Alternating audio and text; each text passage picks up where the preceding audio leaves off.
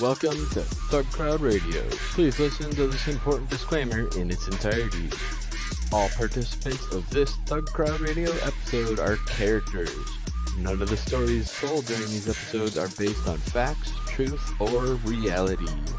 All works of fiction displayed during this episode that resemble real-life situations are coincidental and are not meant to serve as guides or tutorials to commit any crimes in any country. Please consult an attorney for local laws and regulations. And as always, trust your inner criminal.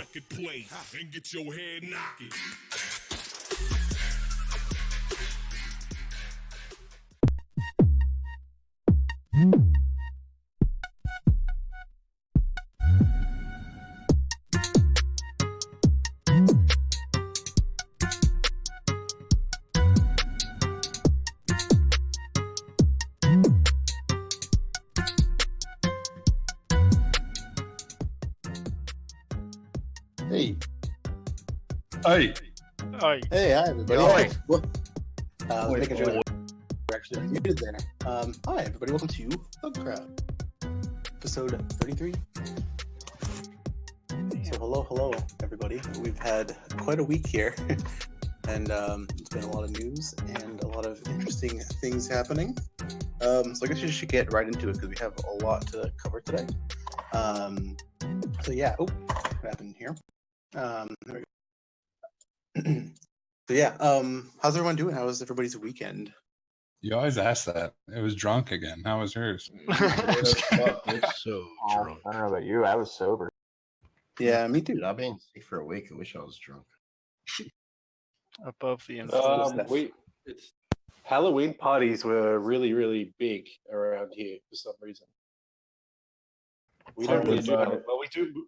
Traditionally, we don't do Halloween, but it seems we do now. So There are a bunch of people dressed up as Steve Irwin.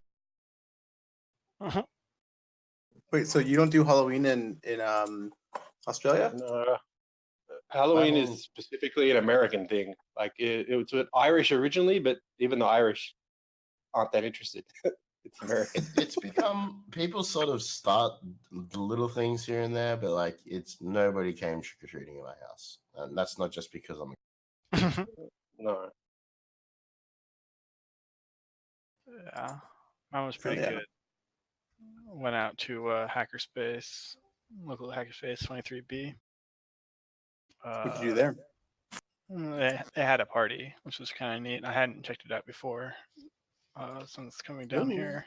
It was nice. Yeah, I don't know. I forget what I did this weekend, honestly. I finished like a couple of bots and wrote some code. Pretty cool, I guess. Shout out to Skellsec for making dope tools all day. So yeah, all right, let's get into some of our announcements here, and I'll post the show notes in our Twitch chat. 1 second, there we go. Oh, you already did it, Shell. I was like in the middle of doing it while you did it. Amazing. So yeah, this week our topic is aesthetics for hackers, and so I'm excited to talk about this. But we have some announcements for this week. So this weekend, this Saturday at 8 a.m. In East Coast time in America, we are starting our 24-hour CTF stream for charity. And you know what's funny is I realized that American Daylight Savings Time is starting on that day. So I don't know who else has Daylight Savings Time that's happening that same day, but we will have an extra hour here at least, but it'll just kind of I guess, end earlier. I don't know. I didn't even know that until I checked it the other day. So 25 hours. Gotcha. Anyone have anything to say about that? We're hacking back in time. Yeah, we still have a couple of spots to sign up for. We're gonna fill them with some interesting content if nobody gets some of them. But if you are interested, last second in getting in here and doing the CTF stream, then just let me know. You can message ThugCrowd on Twitter. And yeah, we've raised $177, it seems like, so far, of our $10,000 goal. So we're close. Gotta start somewhere. Yeah, I'm not really that good at raising money, I think, but yeah, I don't know. Do it as a team. Wait, is that through the Patreon or separate? Also, the CLSSPs will be going out this weekend, so everybody who has already given me their info and who is a Patreon supporter has already. I have everybody's stuff lined up, but you have until tomorrow to become a Patreon supporter of $10 or more to get a physical CLSSP cert sent to you. And then $2 Patreon supporters can get a virtual one emailed to them if they want, depending on what you want to do. But you can print it out at home. It won't have the fancy stuff on it like we'll have, but it'll still be valid to the certificate body. So yeah. All right, let's get into the news here. So the first bit of news is actually pretty cool. So there's been a legal decision by the Congress or Library of Congress and the Copyright Office that says that there are. Hold on. Wait, do I have everybody muted? No. So no. Can No, we can talk. No, I'm good. I can talk. Yeah. He doesn't Everybody's realize that scrolling he's speakers. muted himself yet. There Dude, you I go. just- He fixed it. Wow. Oh. Hey, I just unmuted everybody. I'm so sorry. I thought that everybody was Just not talking to I yourself was like, nervously. yeah. I was like, is everybody just not gonna say anything at all? Sorry, guys. Wow, this whole podcast thing is barely working out. I mean, we haven't done it before, so this is brand new. Hold on. So Brand were you guys talking while I was like I couldn't hear anything? So were people able to still hear you guys? And were you was it me doing it, not Dan? It's Pretty fine. much. It was It's all fine. good. Hell yeah. It's Okay, good. cool. I see how that On with the happened now. But yeah, anyways, on with the show. So does anybody have anything to say that I did not hear? I guess I'll listen to it later, but CLSSPs and CTF? No, you answered the Okay. question like Covered it up. unknowingly, I think, in Cool. the chat. Awesome. Okay, cool.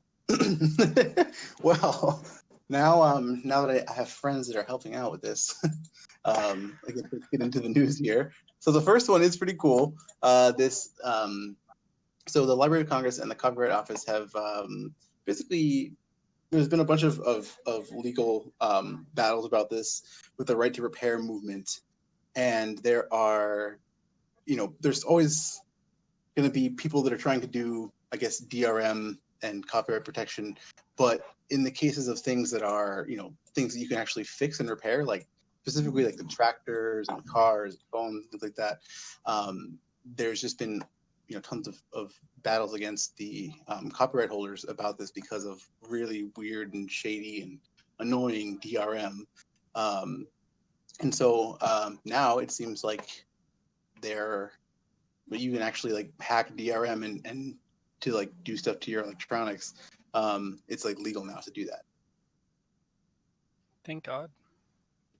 I mean, it's not like any of us were doing that beforehand, right? No, absolutely No, not. not at all. No, I think so one of the things about it, I think is like obviously this is a push. People right to repair is pretty interesting because most of the people who are going to use this are not repairing shit. But that's still cool. Well, While we're I think on that the subject of the Library of Congress making these laws better, they're allowing video game preservation now.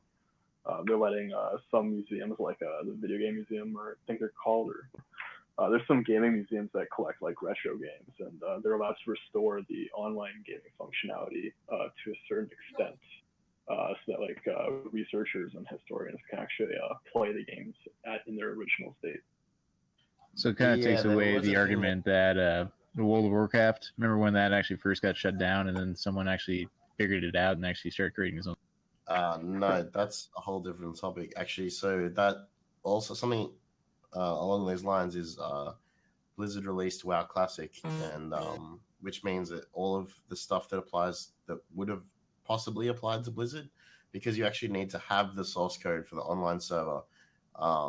You can't just be a researcher who reverses it and just straight up just makes a new server. You have to actually work with the publisher or whatever. And if they don't exist anymore, then that's a different story. But in the case of Blizzard or Activision, they do exist, and they re-released WoW Classic. So Blizzard have conveniently made a whole new project that happens to skirt this law, so that nobody plays on WoW private servers. Good to know. It really depends on the corporation, I guess, behind the intellectual property, because there's some abandonware games from like the 90s where the publishers are still aggressively chasing royalties for games that like 50 people in the world give a shit about. I mean, and if you publish a copy of them online, they'll come after you with lawyers and stuff. So there's some, especially like flight simulators and stuff, like really specialist niche games that were super expensive back then. They still are. So I don't know. Yeah, that's because you can get copies that you can fly planes into the World Trade Center, but maybe a bad example. No, with like System Shock 2, like Looking Glass Studios went broke, and I guess it spawned like Dead Space and Bioshock and stuff like that. But there was a System Shock remake finally coming on. So wait, if you don't know what System Shock is, it's like one of the greatest cyberpunk first-person like RPGs. Like it's a first-person shooter crossed with an RPG. It's like total cyberpunk. It came out about the same time as Half-Life number 2. Yeah. And like it was a huge thing for years over it not being like who owns the rights and whatever. And there's like this like patch that came out for it. It's totally esoteric. It's French. It was like on a French forum, and it's just a patched executable. And it's not just someone's binary patched it. Somebody's like patched the code and recompiled it from source.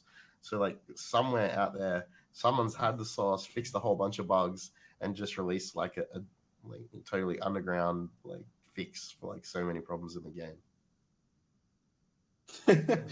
Also where Shodan came from as well. I remember that in the emulator space, like Neo Geo was super aggressive about this for the longest time, and you just couldn't get like Neo Geo ROMs legally at all. But something happened in the last couple of years, and that just changed. Now it's not a problem.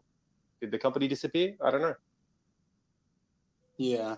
No, I mean it's interesting because I mean there's so many weird things, especially like in the whole realm of like software patents and things where there's just to repair something or to fix something or to take something apart, it's like you're somehow breaking some TOS, and I wonder what this will end up doing to like current TOSs that say like you are not allowed to decompile this software.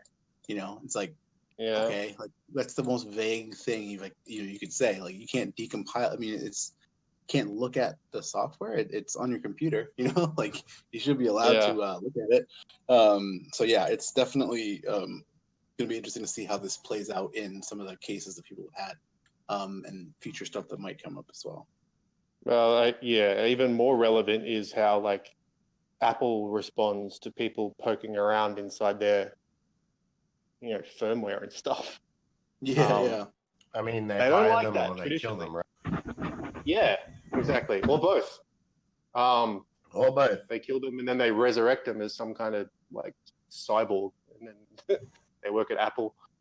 But it really interests me the way that like there's a lot of people that are online complaining specifically about Apple and their draconian oversight when it comes to reversing in general, hardware or software. And they're kind of the biggest elephant in the room on this topic, I think, in security world at least. Yeah, I think the what'll be interesting is if it does open up more doors, like will we see more jailbreaks? Like I don't know, probably not. I think the people who are doing that kind of stuff are already on the game. Yeah. True. Yeah. So speaking of Apple, this is interesting. So Apple has reportedly blocked the grade key tool. People don't know, I guess, how they've done it, but there's been an assumption that it's due to this USB restricted mode, which is actually really cool. So this feature shuts off the Lightning port access on the iPhone if it hasn't been unlocked by a user in the last hour. And so that's like, I don't know. I mean, it's a pretty genius little solution for something like this, because when you get a phone taken, you know, if you leave it on, you have the memory and everything, like everything's still stored there. But then if you're able to unlock the phone, like, you know, you have unlimited tries. You could do a bunch of different random stuff to try to like mount it or do whatever to it. But this is like a software lock on the phone, Yeah. which is awesome. I It's think something like maybe, is anyone familiar with the made for iPhone MFI key encryption standard thing that they enforce on? Okay, so there's this, I don't know that much about it, but for like Bluetooth devices that work with iPhone, and I assume it might apply to wired connections as well, like Lightning, Thunderbolt, USB-C. Apple very strictly controls like issuing private public key pair, I guess, for lack of a better term. And if the device that connects does not have a valid MFI key, it's rejected. It's like an extra layer of security they put on top of an insecure protocol like BLE. But that's Potentially, like, they could be doing the same. It's like driver signing for hardware, I guess, but across a different interface. Yeah, but I mean, like, if you take Windows Land and you go driver signing, you need certificate, blah blah blah. Just either pay Microsoft or you hack like a dodgy Taiwanese hardware manufacturer, and then you get their key. That's what we've seen before. So. It's the same with like code signing. So it's nasty. It's like $10K a pop. Well, Apple also does that with like their cables, right? Like Apple is just generally a fan of like this kind of more restrictive model of doing business. Yeah, no, I mean it's definitely gonna be interesting to see how Celebrite and all those other companies that try to do the sort of unlocking and exploits on phones, like how they respond. Where I was going with that MFI key thing, maybe they've implemented some kind of additional layer in between whatever Celebrite was doing. There's an like they could make an authorized Celebrite for law enforcement that has a very specific key that's checked and it's hard coded in. And only law enforcement is allowed to do that, and everyone else isn't allowed to do that. I'm dumbing it down a bit, but I'm just thinking ahead. How is Apple, or if Apple is going to comply with these new regulations that are coming in from Western countries that says you must give us some way to do this? Also, though, like you'll notice in this article and others, I mean, I haven't even found like I don't exactly go through the settings of my iPhone like a lot of fanboys do right after every time it updates. But there's this erase data after like 10 failed passcode attempts. I have a feeling though that with these the gray boxes and stuff though, that they were pulling a key and brute forcing them offline. So I don't think they counted as failed attempts. Yeah, I agree. I don't think they're actually sending like pin pad entries across a wire to the device and then waiting for a response. No. That was actually there's a TNC firmware available. They might have grabbed it. Maybe they grab it from timing inference. Maybe they grab it from emissions. Maybe they have found some other direct memory access and they just pull an encrypted string out of memory somehow and then offline. Right. Yeah. That's how I had assumed it was working. But like because way like back, the way the media talks about it is like it's brute forcing the pin somehow, and that's the way it's kind of presented in the media. Is this is some kind of Terminator 2 Judgment Day thing that you plug into the phone and it figures out the pin. Easy money. Thing's cool. But so like the firmware password for the UEFI firmware passwords for Macs around like 2013 iOS 10 Mac OS 10, I think. It's not like Mac OS X 10 point fucking whatever. you could write a HID firmware to a TNC and then connect it as a keyboard, and it would just sit there and try every combination of like 4 to 6. I think it's 6 digits or something for just firmware passwords, and I'll just sit there and brute force it. You just plug it in and leave it, and away you go, and you get the phone. Like that was like you can watch countless tutorials on YouTube on how to break the firmware password of Macs using this like ridiculous technique, and like people took it to the nth degree where they like have TNCs now that have like LED screens on it, and then like the very next Mac OS update, like Apple just like disabled that shit and made it a passphrase. It was So I guess they've just followed that same sort of thing. They're going like, okay, well, people have made done this method to mitigate this by turning off the port, suckers. Oh yeah. So has anyone here tried the Xorg Prevest technique yet? Tried and failed. Yes. So yeah, there's been a lot of talk about this privilege escalation path through the Xorg server, because basically you can set the module path and log file paths for Xorg when you start it. But basically, if it is a set UID binary, it can be used to overwrite Etsy Shadow with like just by starting up Xorg. So yeah, but I don't know how common it is to have Xorg as a set UID binary, but yeah, I mean it's interesting, nonetheless, that it can do arbitrary file write like that. The Red Hat Bugzilla seems to show. I mean, looking at it now, just really quickly, the log file is created, and they did assign it an RHSA. There's an RHSA and a CVE assigned. So I guess in some scenarios it seems to work just fine, but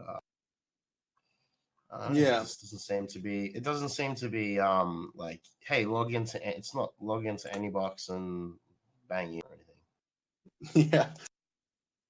No, I mean it definitely seems like you have to have certain circumstances if it's a COID bug, an SOD binary. But I mean it's still an interesting vector for privilege escalation for sure. It's just annoying when you see stuff that like claims so many distributions are vulnerable to it, and that's not always the case. Yeah, I And mean you you run into these snags with it. I mean, like if anything is set UID, then it's going to be vulnerable to this. So it's just like I feel like I don't know exactly if it's a configuration bug or if it's a if there are some distributions that ship with Xorg as set UID.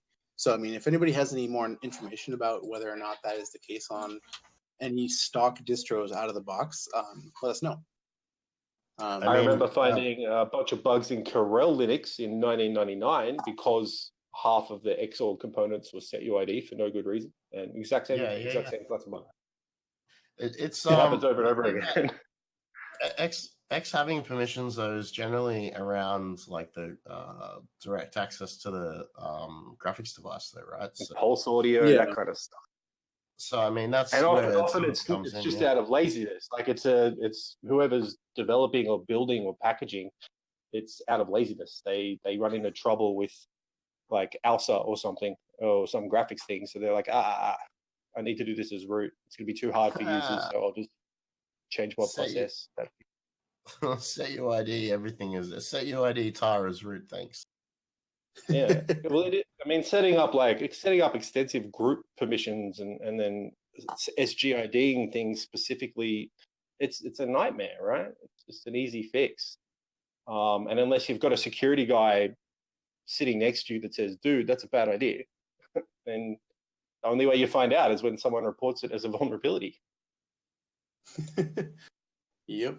A lot of these things, like if you actually RTFM on like Xorg processes, it will say in the manual page, never set this as root. It can be like one of the first things it says. Yeah. But we see it over and over again. It's no different. Like if you get a Chinese smartphone and pop a shell on it, you'll find like gzip with set UID privileges for no reason. Just in some weird that's like Yeah, it's like this one time I remember this company was building this PBX type system, and they wanted this like web interface, and like I guess similar. Their aim was similar to like Trixbox or Elastix or whatever it's called now, and they ran like I looked at it for about 3 seconds, and they were running not only MySQL as root, but also Apache. Now, if you try to start Apache as root, it actually says like don't run Apache as root and exits. Mm-hmm. So like these guys went to some serious fucking effort to get Apache to run as root, and I'll never know. They like patched that check, like they had to comment that part out of the Apache source code so that they could run it as Yeah, root. like what the fuck? Like it's just so much effort to get it wrong.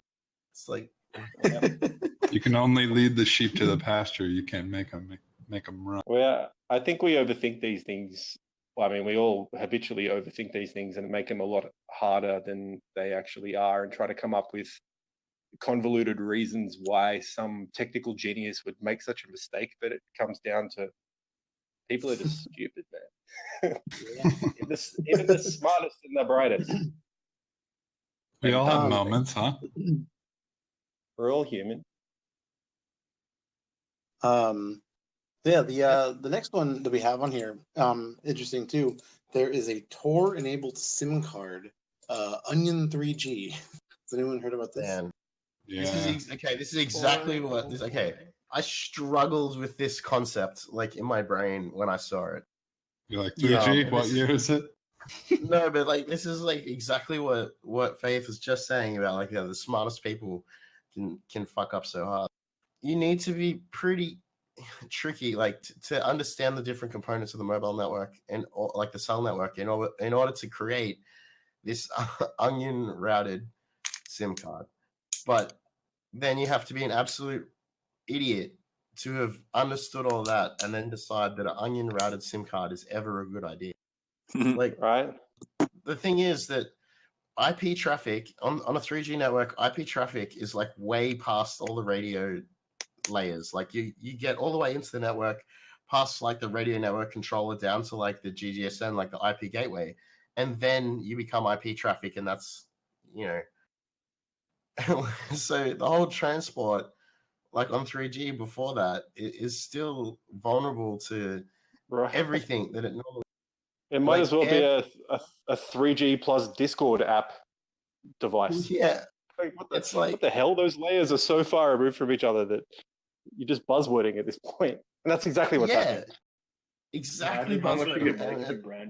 Well, then you see this reference like halfway down. It's like, here's Pornhub's VPN, because they don't farm anything over that. Like, what the fuck? It's just weird. It's very buzzwordy too, though.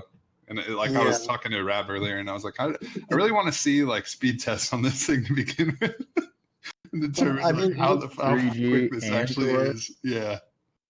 So I mean, my thing that I've been wondering is like, can you actually do any configuration on the SIM card itself? Like, would you be able to do that from the phone, or would you be able to do that from some external tool like SIM toolkit stuff to like configure like exit nodes and other settings, like instead of just like trust our configuration, trust our exit nodes, trust everything. How does the SIM card connect from the SIM card to the nearest tower? Like that's your first problem. So the whole thing is you're assuming that like in order for this to actually be anything that's not normal, they would have their own infrastructure, their own cell towers. Like they definitely don't. Their own cell towers, right?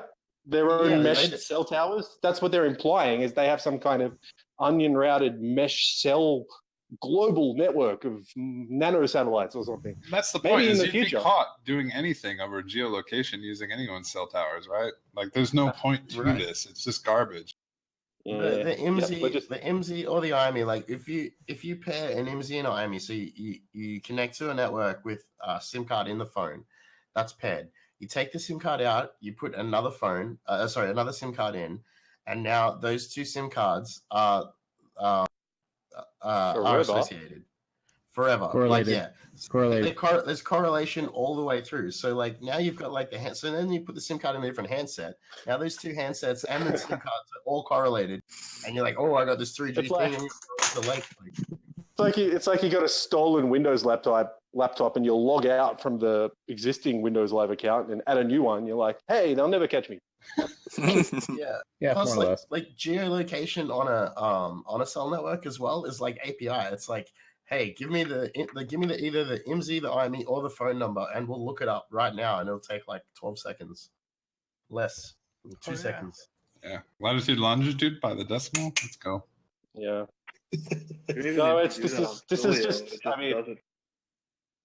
On Twilio, they display it in your dashboard. yeah. So, this in is, short, it's a great idea. Well, Got a long way to snake go. oil, clearly. Not at all.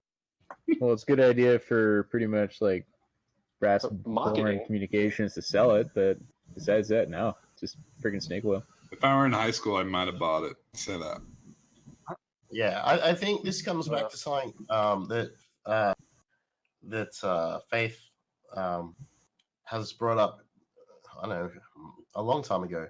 It was like if you just like if you made like a Chinese router and you slapped Tor on it, like boom, it sells. Yep. Anonymous. Anonymous, right? Yeah. Like, everyone wants. Oh yeah, never gonna catch me now, feds. Yeah, they're never gonna catch you now. It's anonymous. Stick some references to like AI and blockchain on there, and you got a killer product. It's gonna sell 1,000. I don't know. Just looking over it, like that reference to Pornhub VPN just kills everything. It's no longer relevant. Good shit. So what about IBM buying Red Hat? Another thing for him to run into the ground. What do you think happens to Oof. CentOS, though?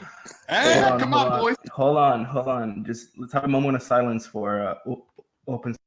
Anyone here running AIX at all? Ever? No? No, like, whoa. Maybe they'll kill off Okay. System D though.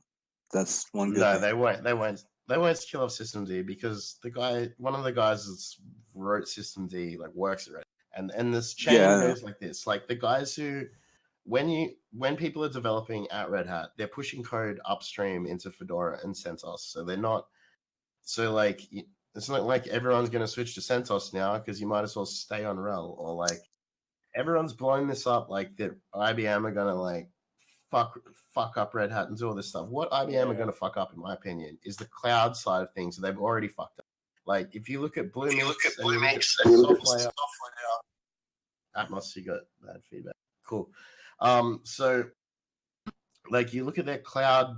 So the part of the acquisition was around IBM lagging in the cloud space, and they're talking about hybrid cloud, which a lot of people haven't heard before, which is basically just means some on-prem hardware and off-prem hardware that is managed as one. And so like IBM are trying to catch up in the space, and Red Hat actually has like a lot of clout when it comes to like OpenShift, OpenStack, whatever. They're really big contributions. Like if you break it down in a pie chart, I think it was something like high 20s or maybe into the 30% of OpenStack code was coming out of Red Hat, going upstream to the open source. So from the day-to-day operations, will Red Hat be dead, or will they like fuck all this stuff up just because they're owned by IBM? Like chances are not, unless everybody leaves because they got bought out by IBM. Yeah, but if the same people that is a big risk. Yeah, it is. It's definitely a risk. But when it comes to like in the cloud space, now IBM have Bluemix, and they've got OpenShift, and now they've got like the other cloud providers, other cloud offerings, like, and now they're all competing against each other. Typical, and there's a huge chance to fuck that up. One of the other last points I just wanted to make was that when the boss, if anybody read the leaked memo from Ginny Romity or whatever her name is, when she was going to one of the offices, this memo. So there's, not to divulge too much, but there's a mailing list at Red Hat that you never read called memo list, because it's just spam, basically, everyone's opinion. Lots of people like to read it. Good luck if you do. Sorry, but I don't like it. But if you read memo list,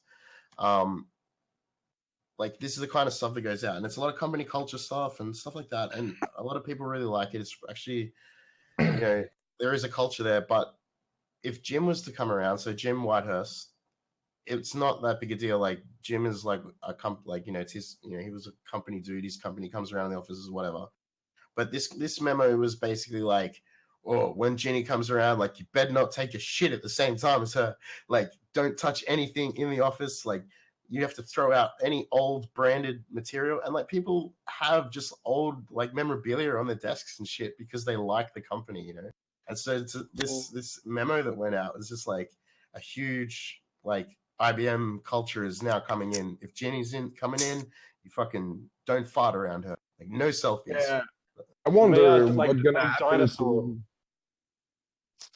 Go ahead. Sorry, go ahead. All right. I don't know, like Kubernetes, OpenStack, everybody do different setup and still integrate the same system at the end. Like, they're gonna use one or the other, but that's the same shit.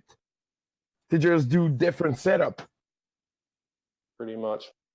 I always see IBM as being more interested in the big multi-million-dollar contracts to manage big infrastructure and like queuing and batch processing for banks and all that kind of stuff. So if you the do software stuff, I'm not really software- worried about. Yeah, if you do a software and forget to copyright something, IBM gonna steal it. For sure. No problem. Well, yeah. Yeah, I don't know. I've also like pitched some stuff to IBM, and I remember I was talking to this like Bluemix engineer, and you know, this meeting had some dudes in suits and some not dudes in suits and engineers and everything, and I was, you know, this Bluemix master. I was like comparing this thing that I was working on with being like, oh, so how does, you know, the integration between Bluemix and that works in like, You already compared to, like, got a Aurora? couple vulnerabilities, if I'm right, that got disclosed. Let me check. My job, like they just because they just, did like, want to didn't have implement any it. idea, right? Just like no idea. IBM just like head in the sand, No. and live in a bubble. Well. One thing next- about the the next- whole IBM CEO note, we don't necessarily know if like that is how she acts. It's possible it's just some like dumbass middle manager who's trying to like show up or like play up their position. You know, it could really just be like something that made them look bad.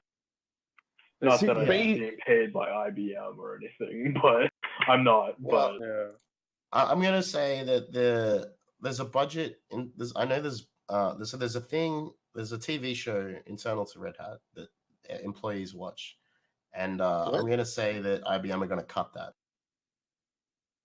No more Red Hat cult television. You guys have some kind of like cult religious programming internally.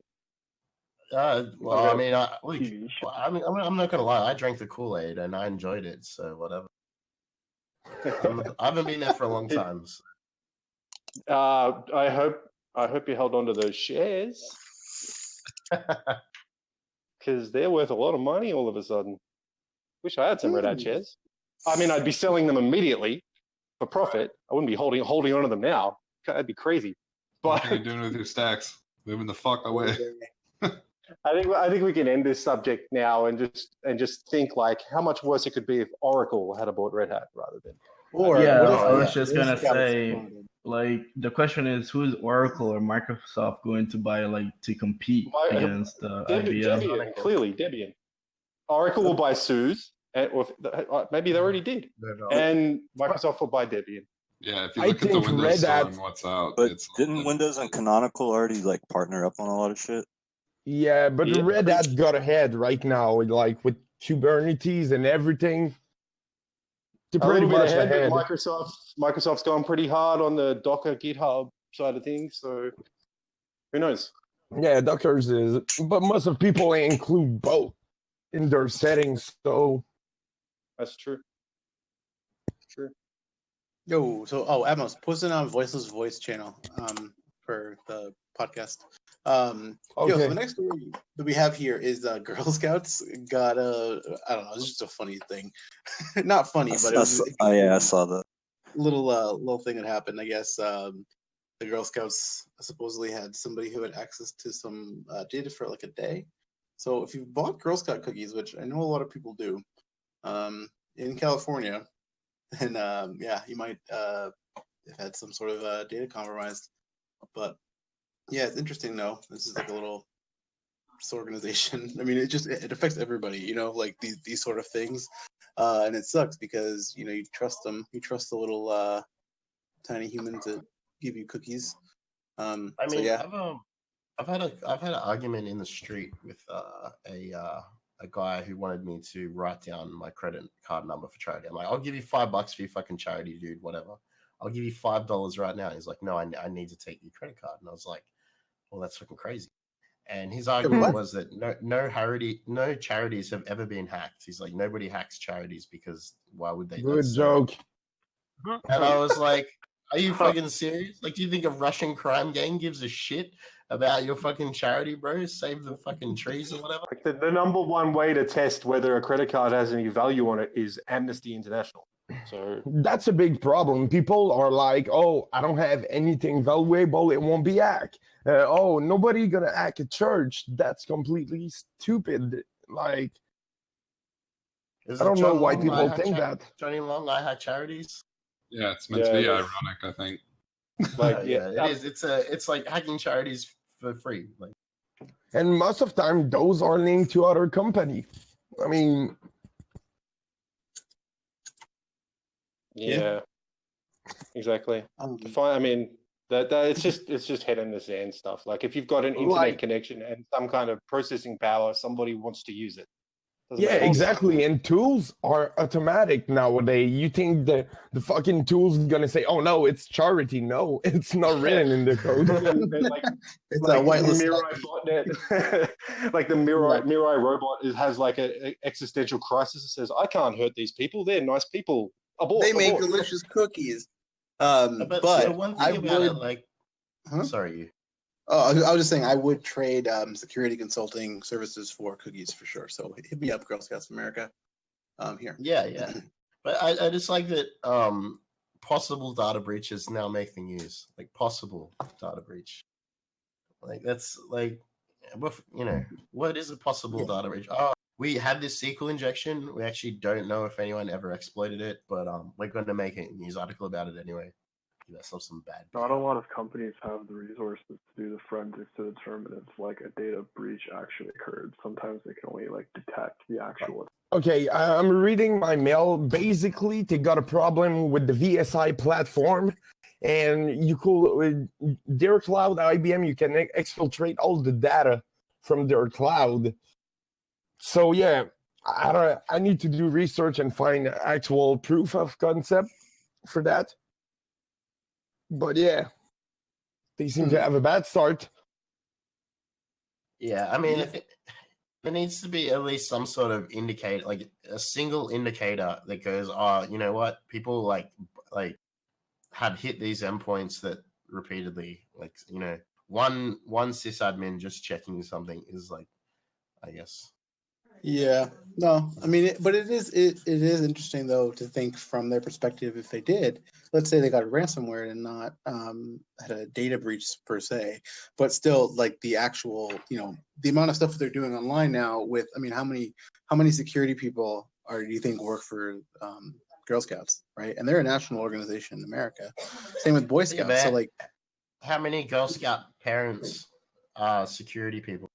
That's the thing. And also, I mean, when they're organizing data for people, I mean, there's so many like small grassroots organizations that are community organizations that are just run by family members and all sorts of people that they might have Windows XP and a million toolbars. Who knows?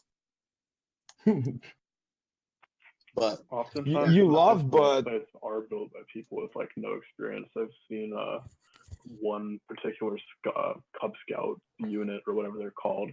They just had some random guy build their website. They're posting like pictures of the kids on the strips on there behind a password protected vault. But if you just click enter, it would just go through even if you didn't have the password. He just didn't set it up. In Montreal, like most of system, we're still using Windows XP.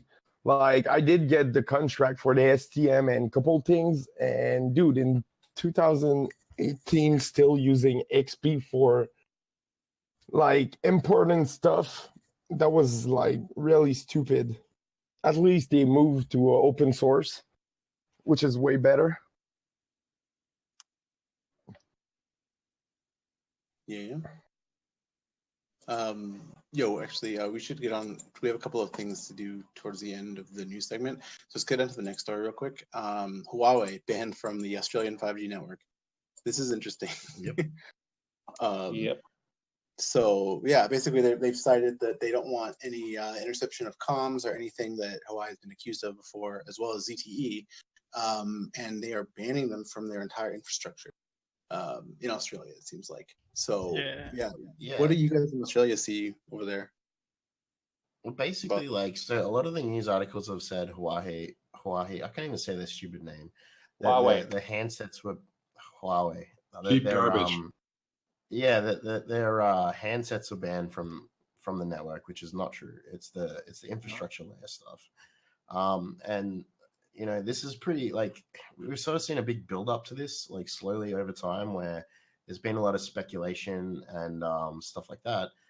But they're claiming in rebuttal, they're saying well, you can analyze everything. Like here, have the schematics and source code. It's like, yeah, but it's all like garbage and not correct. And we could sit here and analyze your source forever, but your bug doors are like buried mad deep. So it doesn't. Well, there was some resistance for them to they had some kind of intellectual property delusion going on where they thought that their enterprise grade Wi-Fi thing was somehow like a trade secret, and that Australians would pull it apart, copy it, and then we'd use our own factories to make cheap Wi-Fi modems. Where they're getting this idea from? All that stuff's made in China, you fools. Like McDonald's Corporation. McDonald's Corporation, we know every single molecule that goes into a cheeseburger. And at any time we want, we can go into any McDonald's kitchen, see exactly how it's made. We see the entire supply chain. We know every farmer that makes every component. And there's no secrets. There's some secrets that are trade secrets, like Big Mac special sauce, whatever. But scientists can reverse engineer it and figure it out. It's just, it's a trade issue. McDonald's has no problem with transparency to operate business in this country to our health standards. Every corporation should basically be the same. If we want a device and your factory makes it, we give you the schematics and the source code, or you give us the schematics and source code, whatever. But you're building the spec for us, and you don't have any IP at all. We don't give a shit about your IP. We want secure devices to our government standards. If you're providing these black box devices with, no, you can't have this firmware because you'll steal it and make your, fuck off. This is national security. That's what I was about to say. Everybody's so scared to get their product stealed that they when to do that. Open source format is much better because people can contribute, improve the code. But yeah. Plus, if we want to steal your IP, we'll send a dude, an actual Chinese guy from China, to work at your factory and steal all of it. Yeah, that's what they did here. The devices over here. If you have other infrastructure manufacturers, though, take Ericsson, take I don't know, I can't even Alcatel or someone, all these other companies that produce stuff, are there more or less bugs in their software? There's probably the same amount. The chances of, so if we say we put Alcatel shit everywhere instead, is it going to get hacked just the same? Most likely. Is it going to probably be by China or Russia or whoever feels like attacking our nation? Yep, probably. Because the only difference here is that it won't be they won't be embedding it in the network and then exfiltrating it with their already set up framework. If that was to be the case, that's all they're trying to prevent. They're not there's no illusion that using a different provider is going to not get hacked. Well, there's other aspects of this I can't go into because personally involved, but there's some equipment that was looked at, and it was found to be mashed together with components that appear from other vendors and on weird forums and open sourcey stuff, and It just looked kind of hodgepodge. And if we I can don't know if just you know what that abstract means. it, if we can just abstract it for a second, like if you've ever seen the QB boards or QB trucks, they're like all winner chips on a Raspberry Pi type thing. In the source code for like QB truck or QB board 4, I think it was, I found like a kernel module that had like sprintf, like sprintf, and then like pass the value to system, and the string was like user controlled, and it was like echo blah blah blah. And this is like kernel land code. This is like should not be in like you don't like this is not the kind of this is not C that you have in like use like you have in kernel land code. So when you see that in the other manufactured like products, and now you can, if you can imagine now that, you know, type of bug, like exploitable bug now existing in a more infrastructure place, if you found that, you just assume that it's put there on purpose because nobody can write code that bad. Like nobody, like it doesn't have a point. There's no point to that code being there other than it being a bug dog. Yeah, and there's an element of retail versus national security. So like your Huawei Mate 20 Pro $1,000 phone that you just bought from off the shelf, the first time you connect that to the internet, it connects to something.huawei.cn and sends like an encrypted blob and gets a response back, and nobody knows what that does. That's fine for like retail. That's okay for retail. But like if we've got like an infrastructure device that's like running in defense or something, and as soon as we turn it on, it tries to make like a HTTP connection back to China. You can't explain that away. OnePlus. The OnePlus Chinese phones, exactly what they did.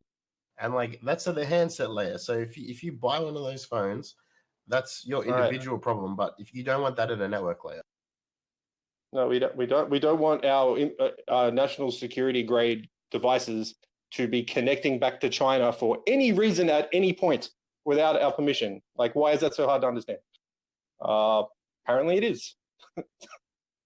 So long, so sad. Banned. Thumbs down. Goodbye. Does that make you wonder about trade laws though? Import-export business, as far as what regulations are given there, and what we're in a massive trade war right now, dude. There's all kinds of stuff going on that is way above our pay grade, and this is just one factor of it.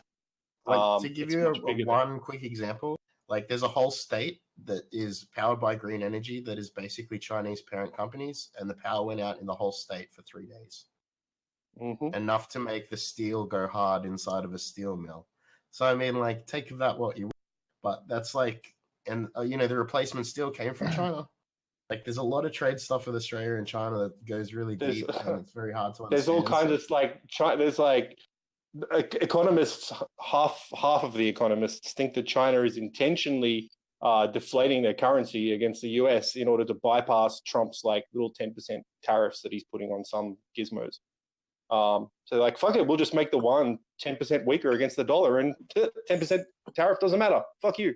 So there's all kinds of stuff going on, and this is just like, this is the mainstream media get people angry story. This is one of them, and so it's best if we don't like read too much further into it than what we understand technically, because there's a political agenda here. Is what I'm getting at. Yeah, it's way bigger than us. Speaking of the mainstream media and agendas and all that, the last story that we have on here, the last story on the list, is Gab. Does anyone know what happened with them? They got taken off after the shooting happened recently. Yeah, their host PayPal first. PayPal pulled them first, and then I think Azure pulled them. I'm not sure. It was. Or are they still up? I think Azure. They were on Azure like a while back. And then they got kicked off like Azure a while back, and then they got kicked off their new host just a few days ago. Have GoDaddy or whoever their registrar they've still got a domain name, so they haven't been pulled. Yeah, I think I don't know who their registrar is. It's been coming for a long time. Like this is just the I don't want to say icing on the cake because that sounds positive. This is just a horrible event that people can say, see, these all assholes are all over at Gab, and they allow this shit. and they've been allowing it for a while. I mean, but like free speech and hate speech are totally different things. Like I don't know, I'm definitely not a social justice warrior. I'm like the fucking opposite end. I like, you can't just like go hate, like just have a hate speech platform, because that's essentially what your free speech platform will become, unfortunately. Man, imagine if 4chan was around, like at the peak of 4chan/B craziness. If that was around right now, like they'd be kicked off the internet for sure, just for existing. Because that I wanted it to 4chan originally, it kind of did and kind of has, but they diverted certain elements of their community away into other communities. And if Gab wants to exist as a platform, I don't think they've got a chance. If they want to exist in future, they're going to have to play by the rules a little bit, I think, and publicly denounce. There's a large movement right now that of these people, right, who are being just platformed, building their own internet, so to speak. And that's the new big movement, right? Is to build your own shit so that you can't get kicked off. Until Jin Yang makes the internet. Yeah. And the host they're hosting was Joyant from that's right, Joyant. So there's lots of like, we've got all the GNU social Mastodon kind of stuff, and that's clear text, P2P mesh kind of social networking. And then there's all the blockchainy stuff like the Steams and there's a bunch of other shit coins that are also social media platforms that, yeah, I mean, you could tweet in a smart contract. I could send a tweet out as an Ethereum TXID, no problem. I mean, you can do a Dan Kaminsky and put ASCII art in the block. You could put questionable pornography on the blockchain, and it's there forever on millions of computers. But so I think you're right that this is. I mean, I don't understand why these guys like Gab.ai in particular weren't already on Onion, dark web, distributed some other kind of application entirely. Doesn't even use the HTTP. It uses some proprietary protocol. Maybe they're not that clever. They're just kind of dumb. I don't know. I'm surprised they haven't even set up their own infrastructure at this point. Like, I don't think they're capable. I mean, who's the system administrator at Daily Stormer? Why is he an administrator and not an engineer? But that's as good as they've got in that world. That's the cream of the crop is that guy. So it's not like they've got like armies of like engineers working on the latest, greatest, writing their own protocols and networks and shit. Also, now that this is becoming like a thing, right, where people are getting displatformed and all this kind of stuff, it's going to start being a thing, though. Like people are going to start actually spinning up their own info now. Yeah, because like it's just started happening, recently in the past few months. Really, really happening. So I think we will see we're in like the latency period between, when the ideation stage and the actual action stage, between these people spinning up their own actual infra, and then I think if we meta that a little bit more, we're in this stage between like corporate walled garden internets like they use in China, where you only have 10 apps and they do everything and they're all owned by the state and can't get to anything outside of Facebook, Google, none of that. So it's kind of like cable TV internet, and people will be happy. They'll get their phone. It'll have the 10 apps on it that they've been told that they need to use by the television, and they don't know that anything else exists, and they're quite happy to use that. And there'll be an underground of like fat guys with beards from the 90s and stuff that are like, no, we're keeping the internet alive. And we'll eventually we'll become like the ham radio creeps doing our own thing while everybody else is just watching television. But if it's used like DNS, any firewalls, we're still gonna put like blogs and things to explain people how to bypass any fucking security. That's the problem. Even if they try to implement that, like China already did it, so people are aware how to bypass such. A very small percentage of the Chinese population are aware and even have the balls to try to bypass it. Really? Yeah. Yeah, man. Yeah. The other thing as well is like shit. there's projects like the Outernet as well. Like, has anyone ever looked at the Outernet? No. You could basically buy what's called a dream catcher, and they're no longer using them because they moved to a different band. But it's basically a system on a chip Linux box with a SDR built onto the board, and then you buy the antenna and you point it at the right spot, and you can get onto a network called the Outernet. And not much traffic was moving through it, and it wasn't a huge but it's basically satellite open internet kind of thing that anyone could sort of join if you buy this, or you could build the hardware yourself, which is more convenient to buy it. But yeah, like there's projects like that going on that sort of you can look at and use that is like totally not using the infrastructure of your country or whatever. It's an interesting time. So the last little news item is not in the notes, but I really wanted to discuss real quick is this whole Robert Mueller thing with Jacob Wall. It's like a shit show of obstacles and just the harebrained schemes. So if anybody hasn't read about it yet, I'll post it in the chat. Basically, a couple people have been trying to figure out a way to frame Robert Mueller for sexual assault. Like actually frame him, not finding people who actually were sexually assaulted in some way, but literally creating a fake intelligence company with a whole bunch of fake people, fake headshots of like actors, fake LinkedIn company. Like, where did you post this? I just posted it in the stream chat, but I'll post it in Voiceless Voice as well. So yeah, this reminds me literally of that Todd and Claire thing that Hillary Clinton did to Julian Assange, where they made a whole fake dating site to say that he used the dating site to groom a young girl while she was somehow on vacation in Bermuda, and everything was like completely fake.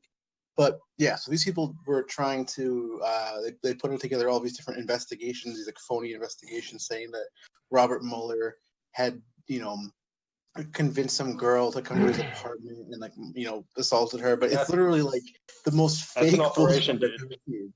Huh? Do you think this is just amateurs on a Chan somewhere decided to do this, or do you think this is an intelligence operation? It's not an intelligence operation. It's literally people who just are Trump supporters who want to smear Robert Mueller and his investigation against him and discredit him. And so there's like this kid who's supposedly a financier, Jacob Wall, who's like 20 years old, says he's a financier, although I don't know how you could have made enough money to finance anything at 20. But he I mean, I know a couple. All I can really say is there's been operations where people have infiltrated hacker groups and then encouraged those hacker groups to go and commit pretty serious crimes, and it turns out that the person running the thing the whole time was intelligence operation. Yeah, so this isn't a hacker. This isn't anybody who knows anything about computers, because he literally like reused like a Google like app developer ID. His DNS entries pointed directly at his other server, his other stuff that he was claiming he had nothing to do with this intelligence company, but his DNS entries like were pointing like others like alternative records that were pointing at his personal website. Like literally just it's like the most like face palming. Like if you read the story and people's been saying on Twitter, it's literally the most face palming shit I've ever seen. And the best part, mom's voicemail. The best part is that his company phone number pointed to his mom's voicemail. Oh shit! Yeah. Nice.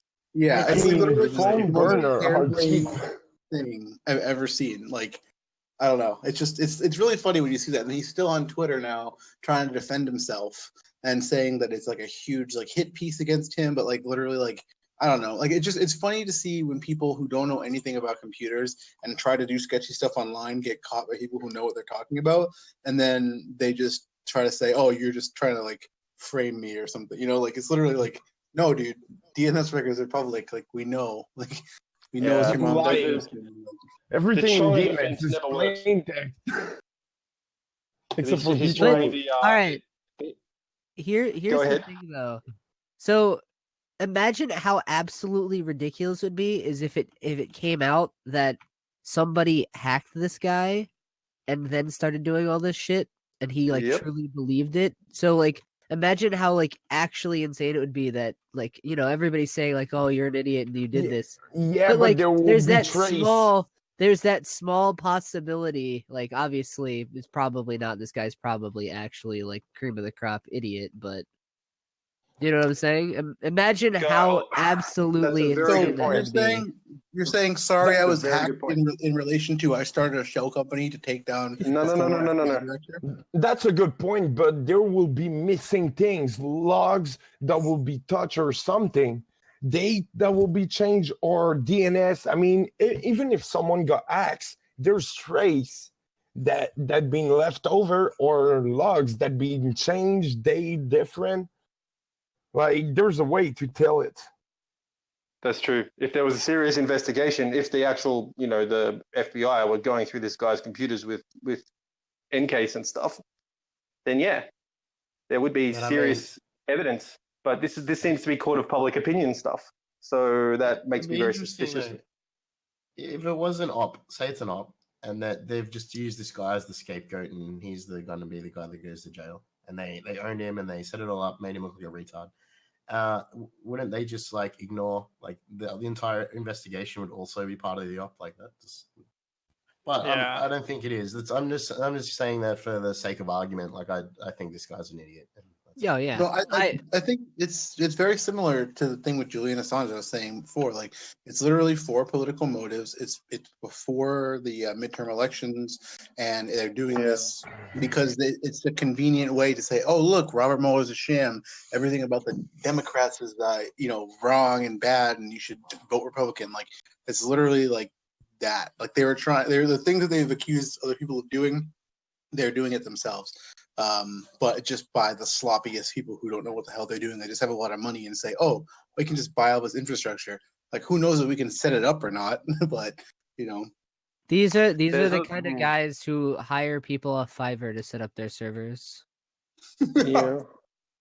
Never underestimate how a guy with like $10,000 or $20,000 can easily influence a vulnerable person.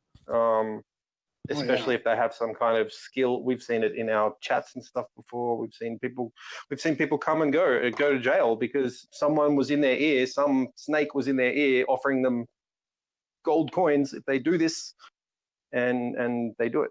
So, yeah, but it's gold coins. I mean, come on. What sounds ridiculous to $20,000. If I offered you $20,000 to lie about your boss raping you, would you just think, what the fuck? What kind of insane shit is that? Go to jail for 10 years for $20,000 for your agenda? What the fuck? No way. But yeah, that's what they were trying to do, though. They were trying to pay people money to say that they were. What I'm getting at is there may be another guy with money behind all of this who's started the dominoes falling. We don't even know his name, and he could be delusional as well. Look at the guys that come in our chats that want to buy like a 0 day so they can hack 1 million bots and they've got $150 to spend. Or they are the founder of Anonymous. So we should get into. Oh shit! No, let's not talk about that. But it's probably the leader.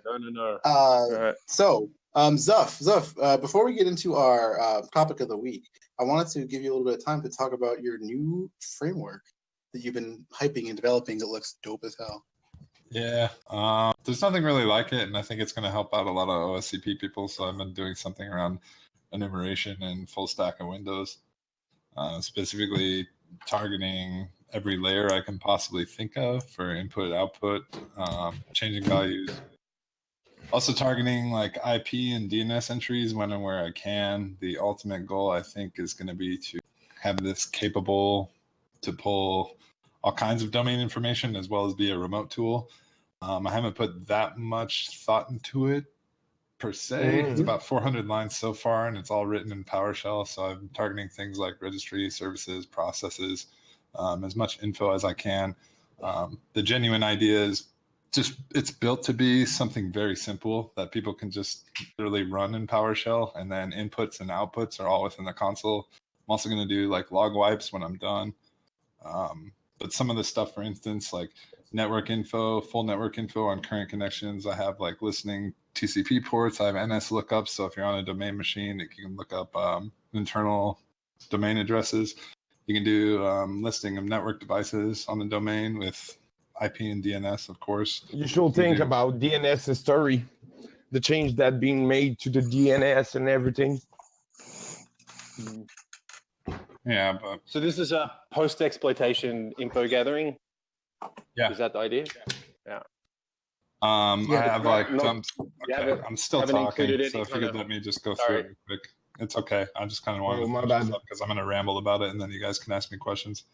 But it's going to list fully qualified domain devices, meaning you could dump like everything that's within an internal domain network. You can do FQ, DNs. You can dump DNS zone records.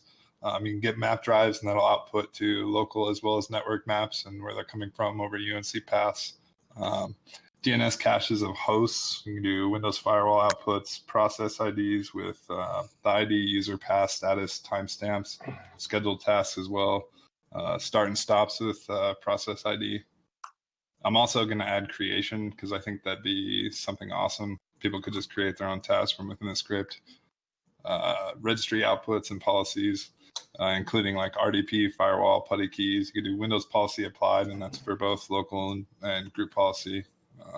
You can do Windows update checks and services. That's all I kind of like wanted to give here. I've been writing this for a while, and I have quite a bit of time into it. So you can do like update checks for cumulative updates, and then search by KB values as well to see if those are installed. God damn. That's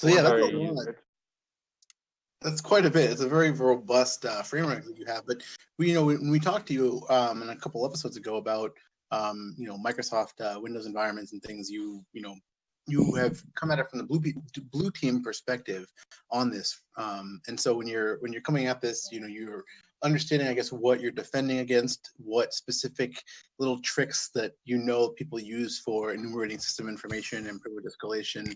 And so it's cool to see that coming from your blue team background as a red team tool. Yeah, I mean, this is everything that I kind of think about. So if I'm giving you guys something like this, it's kind of like where would I investigate something? And yeah, I've been in defense for like a decade. So for me to do something like this and give back to people who like want to do red teaming and give them something that's easy to use and what to look for and have it all output within the same console. So the way that I've like designed this is it's a full menu, and then I have sub menus for pretty much everything on a layer level. And then you're able to basically run the script once. You can run all the commands within it, and then you can enter back to get back to the main menu should you want to run something else. I also want to write outputs around it too, or maybe even just do an offset to output the logging and commands you've run into some kind of report. Be the ultimate goal. Hell yeah. Very cool. That's really cool. So yeah, definitely interested in checking this out. When are you planning on doing your first release for it? I'm hoping to have this out on Thursday. I've got about, like I was saying, like 400 lines. And I think by the time I've done, I've written a lot of one-off scripts, but I'm trying to write them as functions. So it'll probably be, I'm guessing, around 800 lines total, which will still be a very small file, but it should be something awesome. I hope people use it and fork it and write their own stuff. And if they want me to build functions into it, please do pitch them to me so I can do so beforehand. That's really cool. Zuff at GitHub, right? Yeah. I'll post that in the chat. Please do. From the blue team perspective, the last thing you mentioned there about identifying missing KBs and updates. Right. That's I get asked that question a lot by administrators in large Windows networks. How would I recommend going about doing that? Because 9 times out of 10, network due to missing update on some legacy box that they had no oversight of. They had no idea it was missing this update. They don't know how to find out. Yeah, and that's a weird thing because like I run inventory tools that let me do like custom SQL queries. So I have things that I'll scan things on a full network, and then I just basically do custom SQL and output reports as to what hasn't been installed where, and then I dig into that and figure out why. But this is going to be something Totally different. I It's think all- that if you run this with a variable and you were like to target computer names within a list, it'd be really easy to output into a report. I'm just doing this basically because I think more people should actively be looking at PowerShell as a language, especially with things like WSL now. Yeah, but PowerShell still have shitload of problem. Like if I had a Windows computer, I will try to get rid of PowerShell for real. Right. Wow. If you're managing a Windows domain, you may have a different opinion on that because it makes life a Yeah. hell of a lot easier than a lot of those. Yeah, I crappy know MSP for work, habits. it speed everything up. It's really a great tools. I never said it was bad. It just there's a lot of problem. I'm too paranoid for that and biased against Microsoft Yeah. product. It's a real nightmare to manage PowerShell security in a big corporate domain because you can't just turn it off because so much shit actually uses it. Your antivirus uses it, your admins use it. Yeah, you're gonna fuck up and it's everything. almost impossible to manage through group policy as well and say, well, these commandlets are okay, but these ones are not, and you can only run it from this folder, and it's a nightmare to manage. Well, so yeah, and with CI/CD systems, that's something that you'll find is as sickening as it is, something that's enabled more times than not, especially even on stuff that's private or publicly available. A lot of people, I think, seem to go for the let's monitor usage of PowerShell and alert to usage of PowerShell rather than restrict it because we can't. So we just have to add an extra layer of monitoring. It's good for hackers, though. It's fantastic for hackers. Yeah, it is. It's awesome. I mean, it's better than WScript, which was awesome as well, and it's still awesome. Yeah, I'm also building better- like. Sorry, go ahead. No, that's it. Go I was ahead. gonna say I've also got like C# ties to do certain things. Like today I was writing stuff on screen capturing, and I was doing SSID cred dumps so that you target machines with DNS and IP, and then you can actually put out last found connections or whatever is actually stored there in plain text, so you can actually read it. Which would be nice. Getting a little bit red teamy there. If you go too far in the red teamy direction, then suddenly signature pops up at Symantec or something, and your little PowerShell script gets flagged as malicious or potentially unwanted. We'll see how it goes. I'm interested to see if I release something like this, how long it takes or what happens with it. This would be like the first time I've done something on this level. I mean, like PowerShell Empire. You know that sweet PowerShell Empire or like only certain components of that get flagged as malicious, and it's generally the ones relating to privilege escalation or pass the hash. Everything else is fine, like any kind of getting information from the registry or even from WMIC, whatever, that's fine. But privilege escalation and hash passing, that's dodgy. Yeah, I was looking at PrivEsc and including some stuff there, but I don't know that I actually will. I think this will be more of an enumeration tool than anything because of that. The Mimikat stuff is a bit tricky as well. They flag on that a lot. So, but still, even if it is post-exploitation stuff anyway, and you're just enumerating domain stuff, maybe you've already got DA and you just want to do stuff. Yeah, it's true. Just stupid that it's less like you can literally input like ENT, PTR, change anything with the PowerShell. That's just stupid. They should restrict some stuff. Well, it's very eye-opening when you start querying large corporate Windows domains with tools like this. Yeah, and I think from an auditing perspective, it's going to be fucking genius for people. You can create hard link and it's gonna fuck up everything. But yeah, you're creating a lot of work for the blue team. That's what you're doing. But they shouldn't be there in the first place if they're fucking up, right? I mean, it's a circle. It's a circle. Did you see what Ill Will just said in chat? I didn't. I'm not actually watching. Sorry. Oh, okay. He just said, blue teamers, as far as I know, the only way to avoid memory scraping of passwords with Mimikatz from a logged-in domain admin, etc., on a machine is to totally shut down the machine, not just log off or reboot. Correct? Correct me if I was wrong. That was his question for this. No, he's right. You will have. Also, you need to check if there's H key. You need to go in safe mode and check if there's H key that's not gonna like just restart it. I mean, there's tons of ways you could break that down. So that's Yeah, weird to me there's because I could always take like ways. 5 different angles as far as how you could stop it. But yeah, shutting it down would definitely be the quickest Pretty and most much. efficient.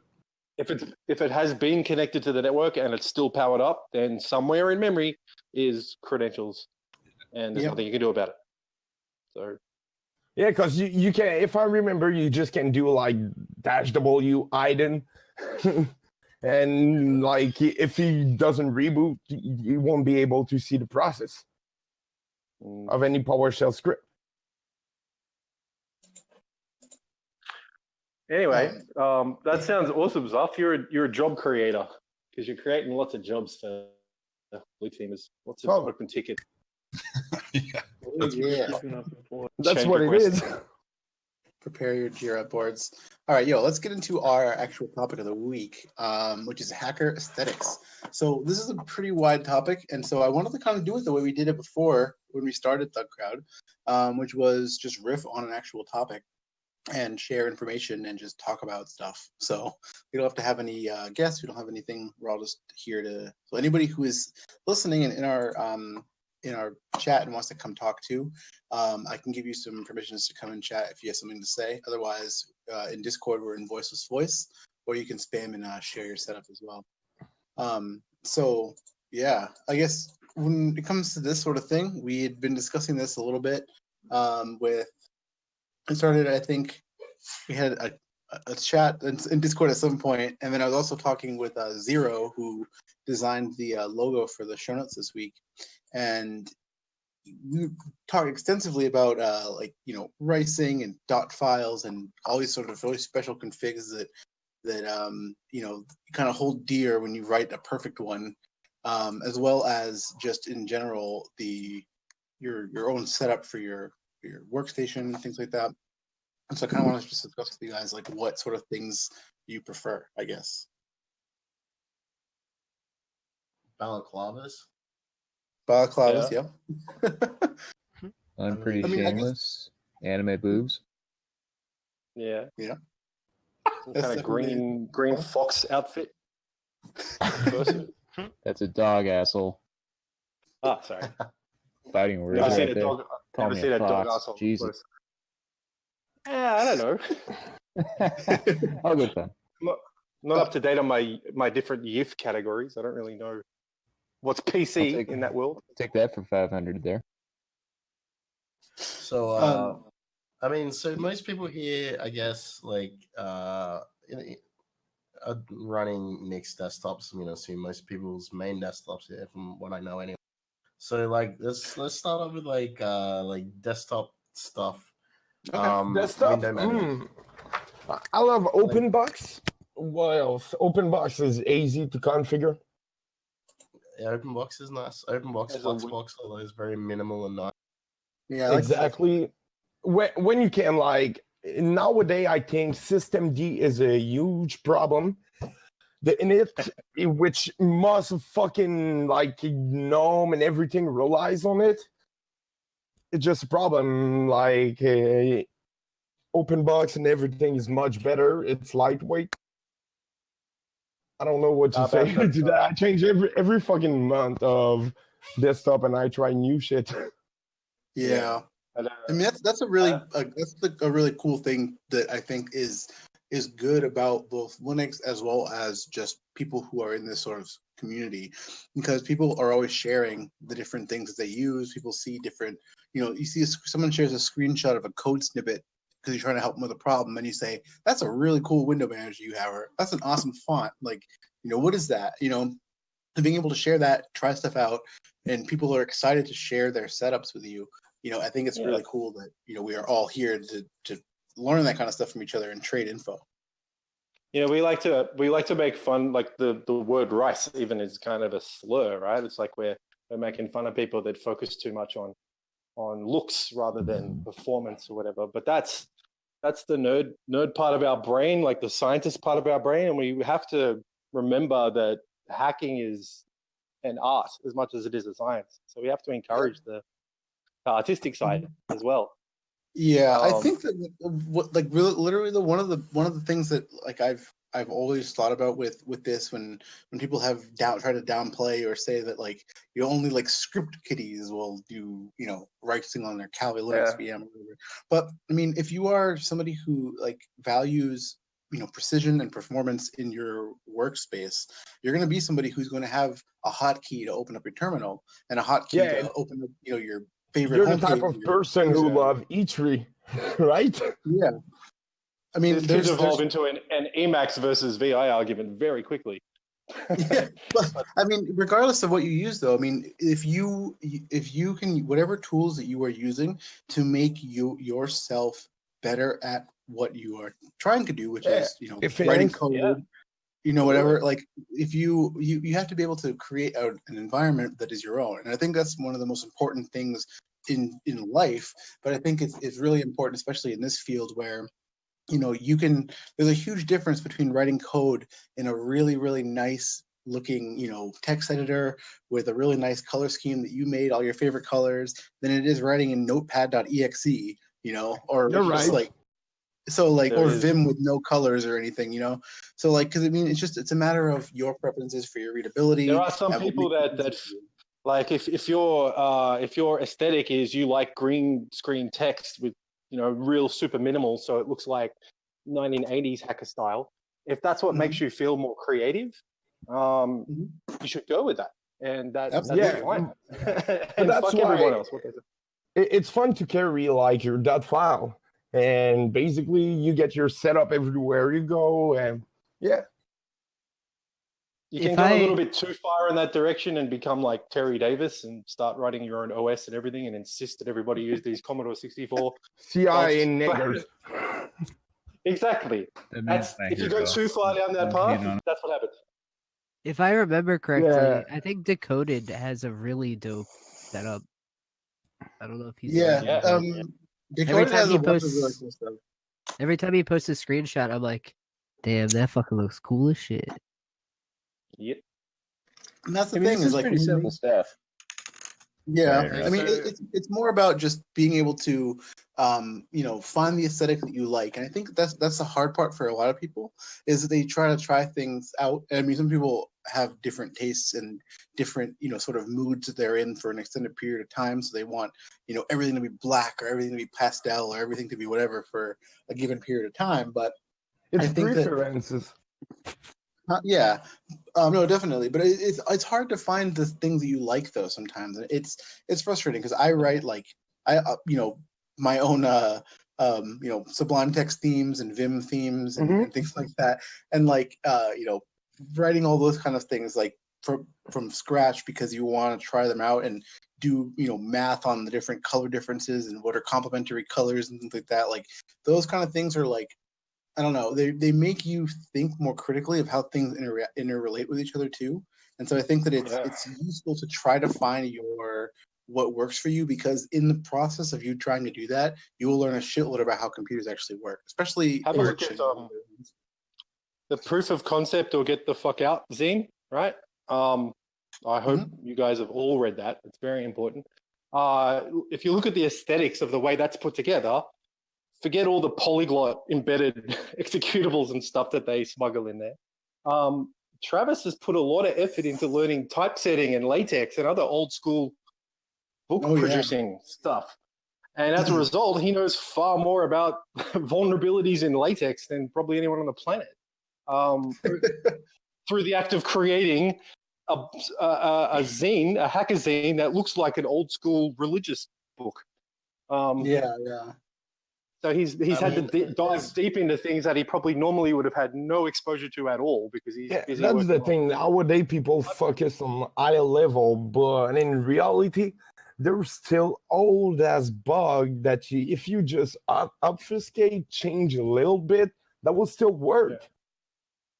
Yeah, I think it's very important to remember with like window managers and stuff like that as well. Like we're talking about that.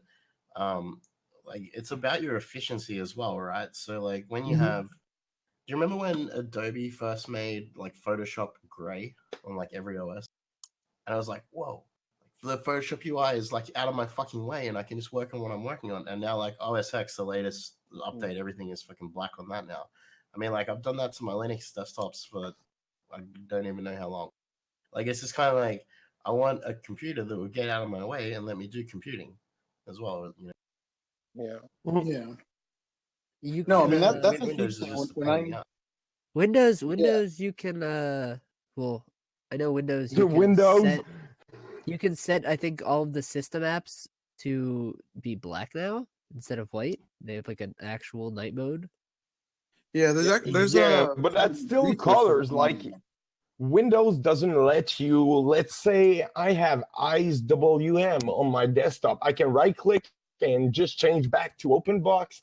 I can do a lot of shit just with a right click and adapt my DE to my workflow. Which Windows you gotta like, if you want to go in setting, tell me how many tabs that you have to navigate to your fucking menu to go there. I just press Control S and my setting pop up. It is possible. You just have to dive a little deep. You can boot headless to Cygwin and run IceWM on Windows 10. Yeah, Cygwin, again, like, tell me how many program gonna work well on that shit. Yeah. So Well, like, Enlightenment Window Manager will work.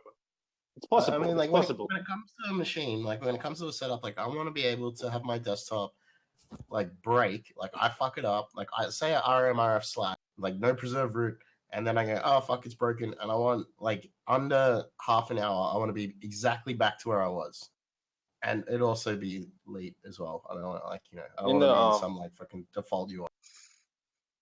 Well, in the Linux world, like we're used to, well, depending on how old you are, you'd boot up into like command line, and then you'd have to start X Windows, and it was a whole separate thing. And if you take down the window manager, that doesn't take down the whole operating system. It's just an application. Like you can always jump out. If you delete everything, you need to. If you reboot, you're fucked up. But if you keep it, you're probably able to recover your dot file from the memory. So if you take down Windows, like if you take down Explorer.exe, you can't just drop back to command prompt and like, oh, I'll fix it up. It'll be fine. Or like set the run level or something. To a degree, you can do that on OS X, I guess. You can boot to like recovery or whatever they call it and drop to a root shell and fix things at a low level. Yeah, you can kind of do it on Windows. It's a POSIX-based system. I mean, every POSIX system gonna do that, but Windows, you're gonna have problem. Well, Android as well, and a bunch of other shit.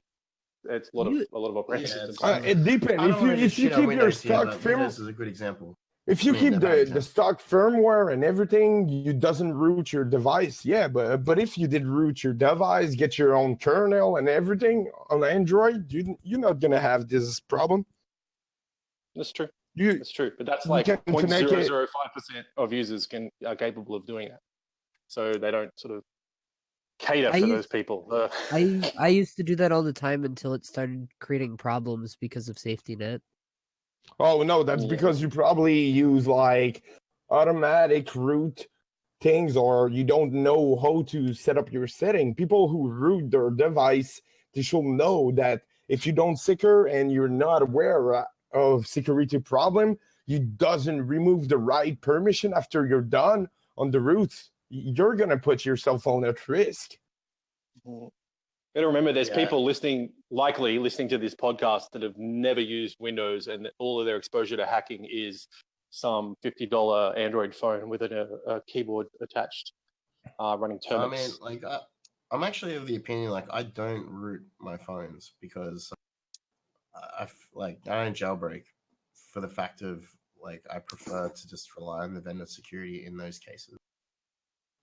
Even though I could get this or that extra bonus thing, like I'm helping right now. I'm pen testing Glassroom. I don't know if you ever heard about it. To release like Ardened, Android, and everything.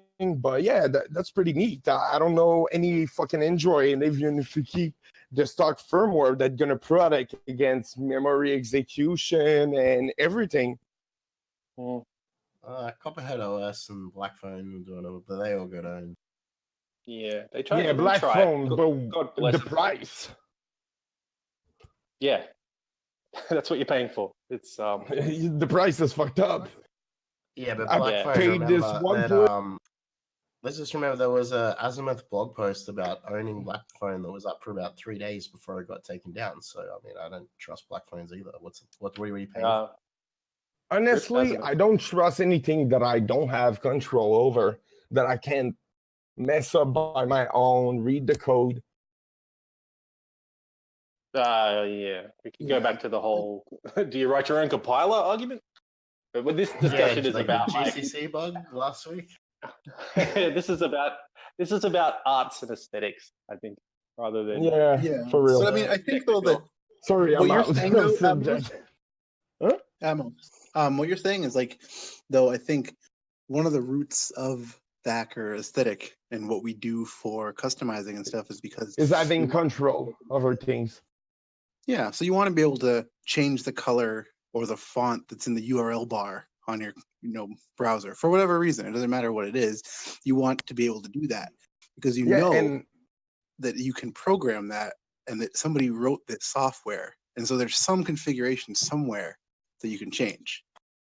Exactly, and be able to speed up my workflow.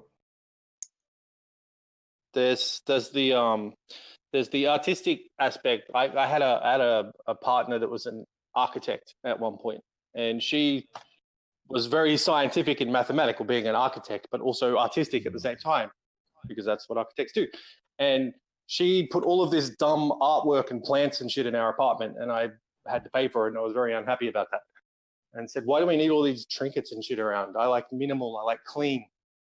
And she said, I think more creatively when I'm surrounded by pretty things. When I wake up in the morning, I see that plant over there and I see that red thing over there, and it makes the whole place seem sunny, and it puts me in a good mood, and then I get more creative and I get better at my That's a good point. That's a good point. If you, I realize that people sometimes, like, I had a friend, Ecoline, when he put dark color on his desktop, he gets paranoid. He gets non-creative, and he surrounds himself in depression if you use dark color on his desktop. Color is like, there are moods to each color. It's like of course. Blue color gonna keep you awake. Everything that's efficacious. Absolutely. Well, we should have flux or something like on our devices to reduce blue light at nighttime. We know that. I would say, I run flux all the time. Like I have the yellow on. This like a constant yellow all the time. Yeah. And I feel like since the amount of time when I wasn't working, I was on the PC. I feel like I saved myself a lot of headache and a lot of Like there's a lot of research into the color schemes that like fast food restaurants and stuff use in order to encourage hurriedness and hunger and satisfaction, all those kind of things. What about it like nighttime? Do you guys feel like the internet is asleep at nighttime, and that's when you can you can function in the because it's less, you've got more direct focus on the monitors in front of you rather than like the world around you. Less outside world concerns, less likely to get a call from a telemarketer at 1 a.m.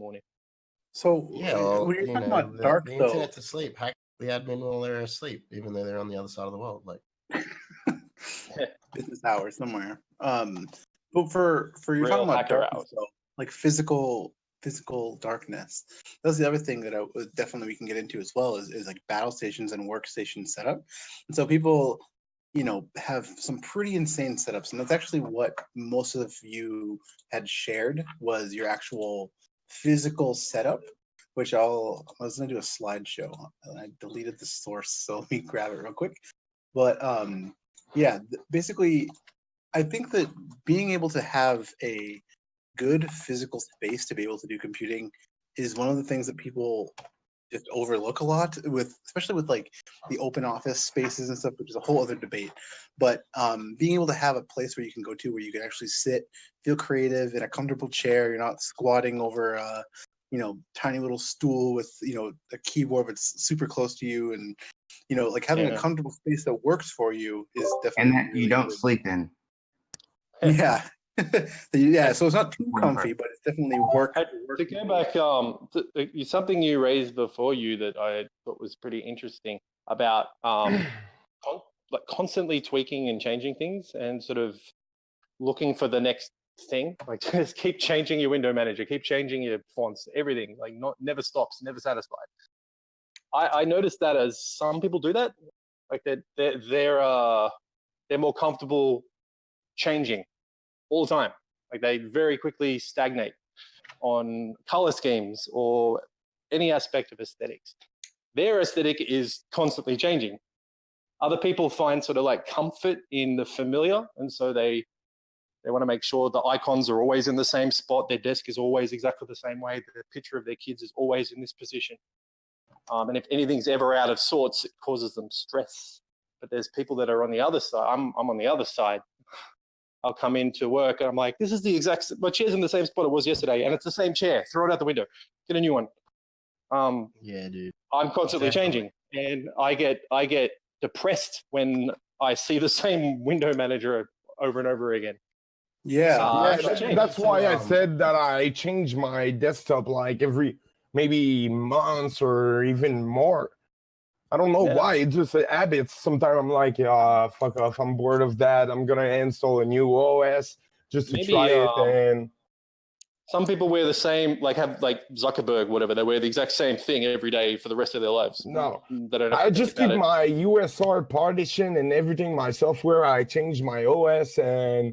Yeah, I change my desktop maybe a lot of time. I never like stay with the same shit. I'm gonna feel depressed or I don't know. You're right. But there's actually it's such a part of the human condition that even in really controlled environments, like on a retail phone of some sort. Not only in like computer, I do the same shit in my house. I'm gonna change the furniture of place and everything. Otherwise, I'm gonna feel depressed. Yeah, I'm telling you guys. This is what people like. What was that? Say again, sir? You guys need to check out Arcan. You can basically create your own Windows manager. Yeah, but again, you can take ISWM and create everything on that, like some minimal that. You post an example of a very basic, simple Windows manager for Arcan. And let's say understand it. I think those will lack of supports and update. You're gonna have to reinvent the wheel for a lot of things. Oh, he's already invented it all. Some people can like engineer PCBs from scratch. Other people will solve the same problem. If it's do it for you and your workflow is better, do it. Mine, I just can't. Like, I love stuff that's gonna work, that's gonna be audit and everything that's gonna have update, that's not gonna crash because something like didn't work on it. Exactly, that's what he created. Mm-hmm. Yeah. Wait, but I'm clueless about it. I'm clueless about it. If you have some links, I that you can put in the chat.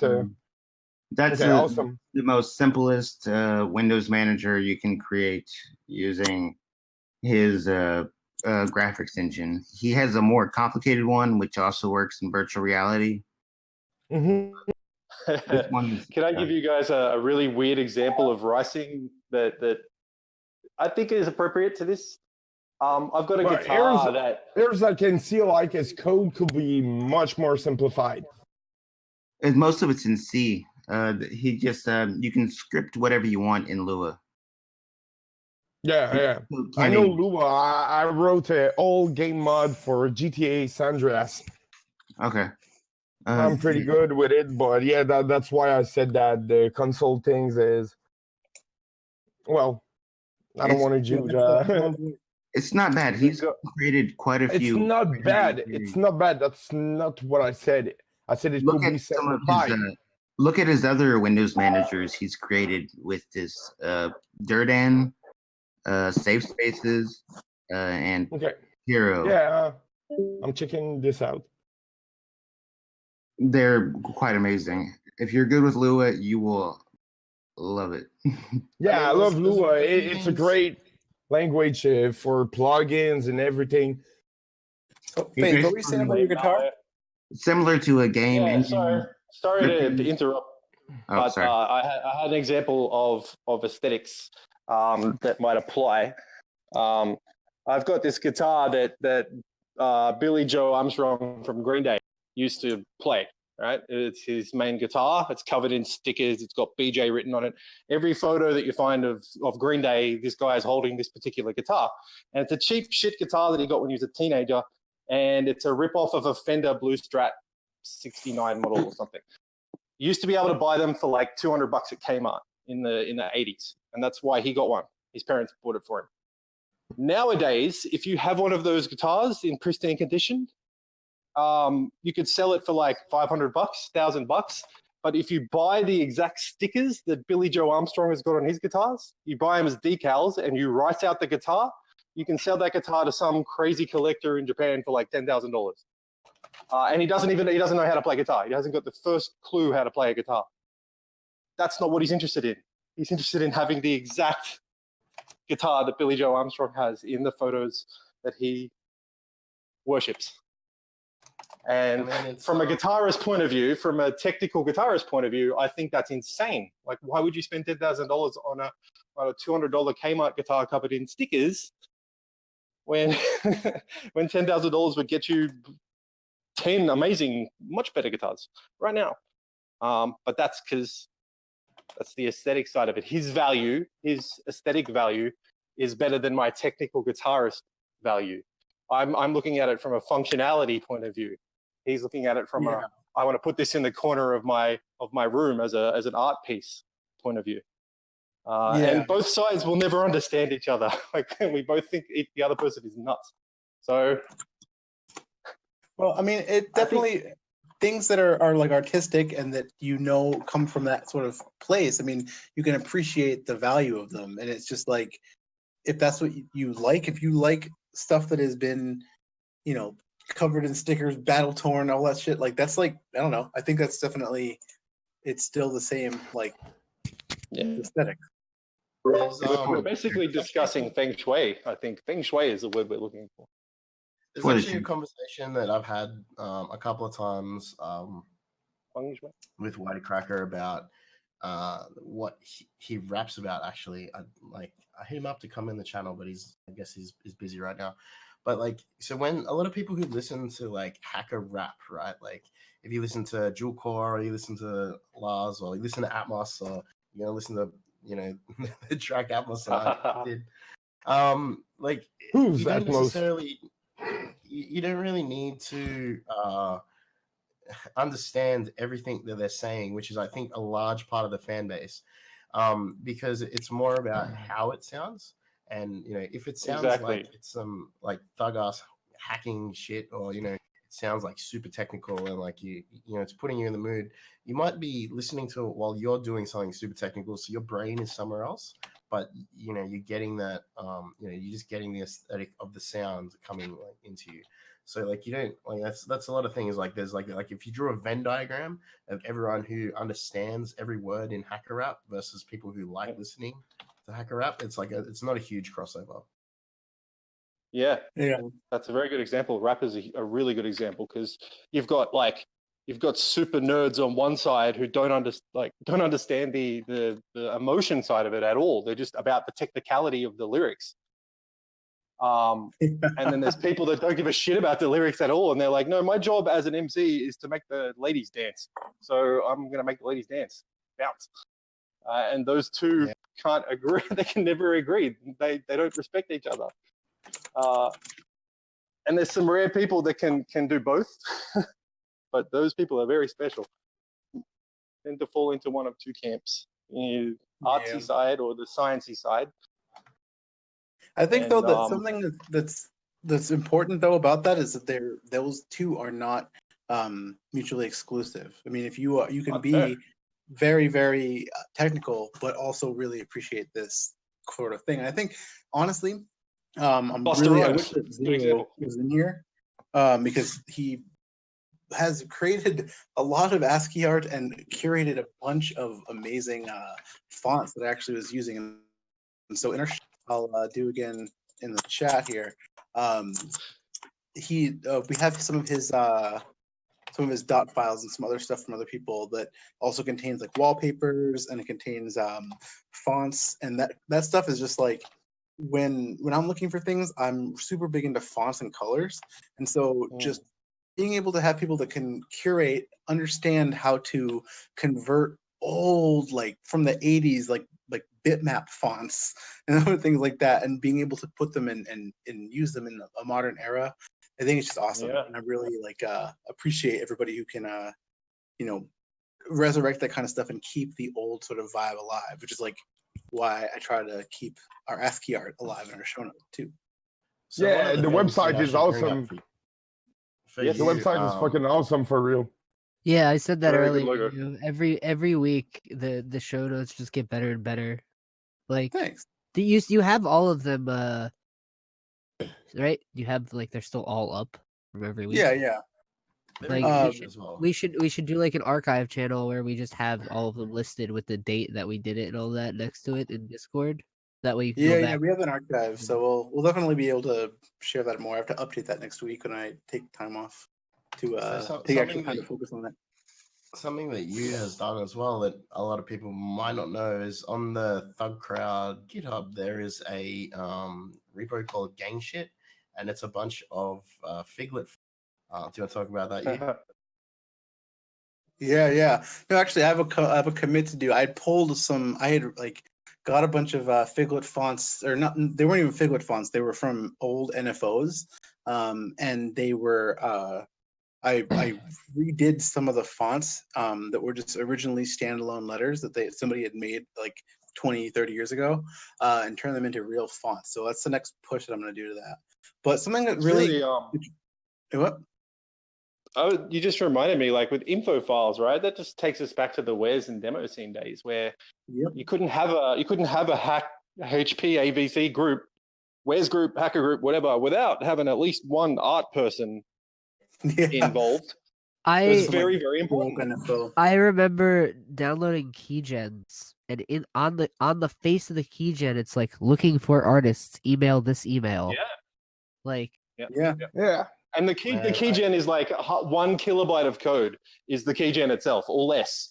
But the other 150 kilobytes is the music and the animation. That's the important part. That's where the demo scene came from. Exactly. And the demo scene, like we can look at demo scene and we get both sides. We get the science and the art. Like an artistic person would look at it and go, why is that anywhere near as good as the HD video I'm watching on YouTube right now? Whereas we say, no, this is written in 60 kilobytes. Like this is raw assembler on a whatever. When so reality, we see the art and the science. When in reality, they only had to change 1 byte in the program. So yeah, like I wrote a keygen recently that was definitely overkill, but when I finished it, I realized that it didn't have any, and I just downloaded like a MIDI file and added it just because it's like you can't have a key file without music. Like come on, like your keygen. I think Metasploit needs music. I think Metasploit needs music and like and animation. music you can't turn off at maximum volume. Yeah. No.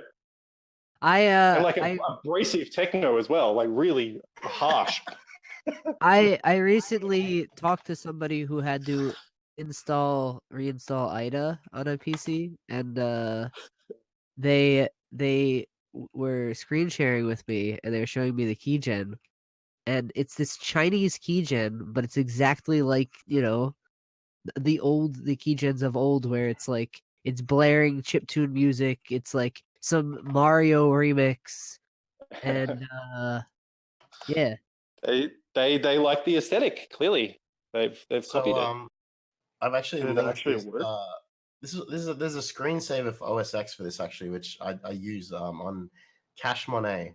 I've put it in the Twitch chat as well, and it's just a series of old GIFs. One is a background and one is a foreground, and then there's like this. There's a music track that goes with it as well, but the screensaver doesn't have it. And people are always like, "Whoa, where'd you get that screensaver?" I'm like, "What?" Like, it's just old shitty GIFs, and like it just makes this really retro, cool sort of feel. I like it. Nice.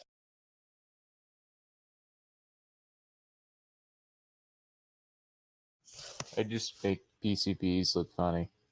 That's really kind of what I go for. Yes. I'm not going to actually lie about it. There's actually kind of a thing I have with art and stuff like that, so I kind of have a lot of fun creating antennas that are not traditional, and it's kind of fun because usually a lot of the hamps and stuff like that are like old school, pretty much like they don't want to see that type of stuff. So I kind of just go against the norm and slap a set of boobs on a PCB antenna and just go with it. Like Jobs versus Wozniak all over again. Wozniak wanted Apple to just be like wires and boards and he didn't even want a case. And Steve Jobs is like, we're gonna put a case on it, dude. What's wrong with you? That's awesome. Where am I going to ash my cigarette? How am I going to attach to the serial interface with the JTAG if I can't? If there's a case on it. Jobs is like, oh shit. Yeah, I wasn't warned there were so many old people on the ham radio before I joined. Oh, hello. We have a pretty active ham radio channel or wireless and SDR channel, so check that out for sure. Anybody on here. So it's definitely always fun kind of actually rocking. Oh, sorry. Who am I interrupting? Sorry. But you meant the channel on here? Yeah. Or you mean real radio? I'm confused. Where is the... it's on the Discord, he means. It's on the Discord server. Cool. You just go under wireless SDR. Come hang out. Create a DMR channel. You just install this Electron app that's like riddled with security flaws and connect to this site full of teenagers that run the shit who have no idea what they're doing. So why don't you guys create a DMR channel?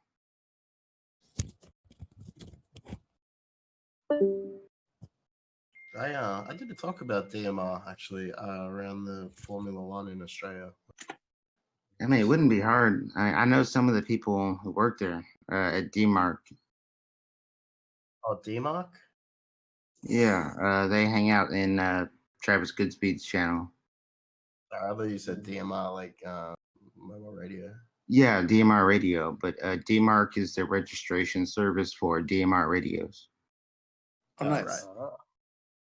But yeah, there's a couple people who work there who hang out in the on Freenode hashtag MD380 Travis Goodspeed's channel.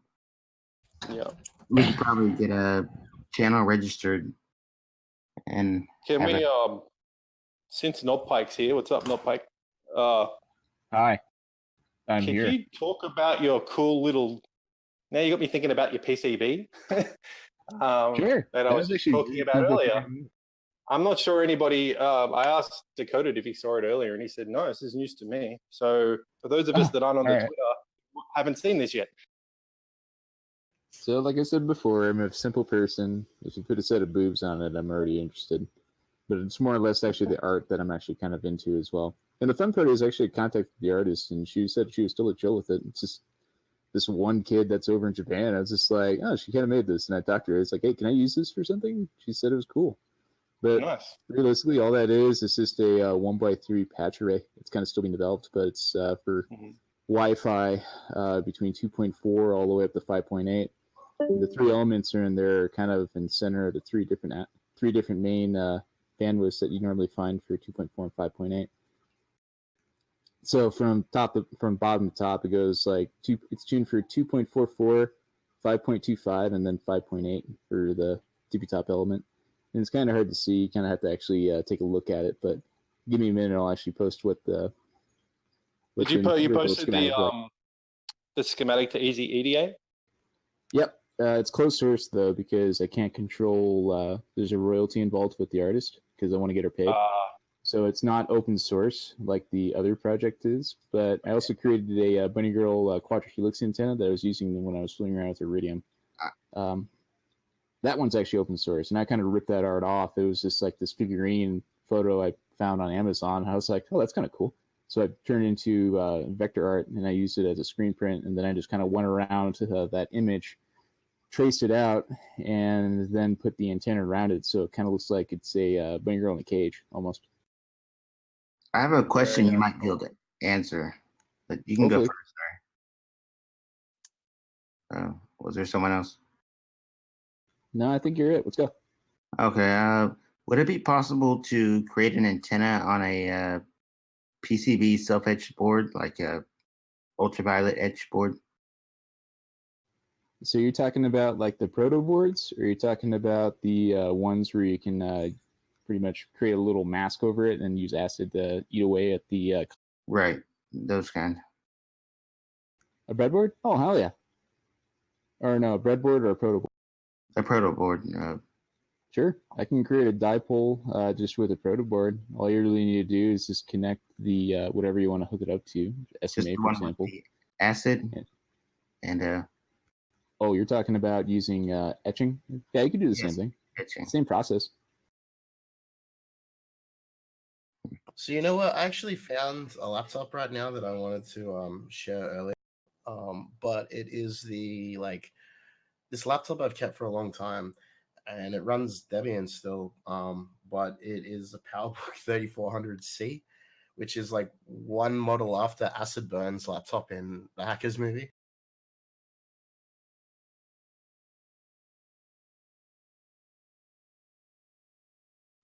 Speaking of old retro computers, you ever actually seen like the old Internet Explorers? Or not the Internet Explorers, but shit, I just forgot the name. Old it's this Wireshark before Wireshark was his name. This is how we used to, or how people used to check to see if actually the packets were going through properly. Ethereal. What's up? Ethereal. Ethereal. Or TCB. Yeah. Oh yeah, Ethereal. Yep. That's it. Here, give me 1 second. I'll complete my thought after I actually see this thing. It looks exactly the same. Wireshark has had the most client-side vulnerabilities of any security tool ever. Oh, I love Wireshark. Right? They have their own built-in buzzer. I mean, VLC probably has more total exploits for it, but it's pretty close.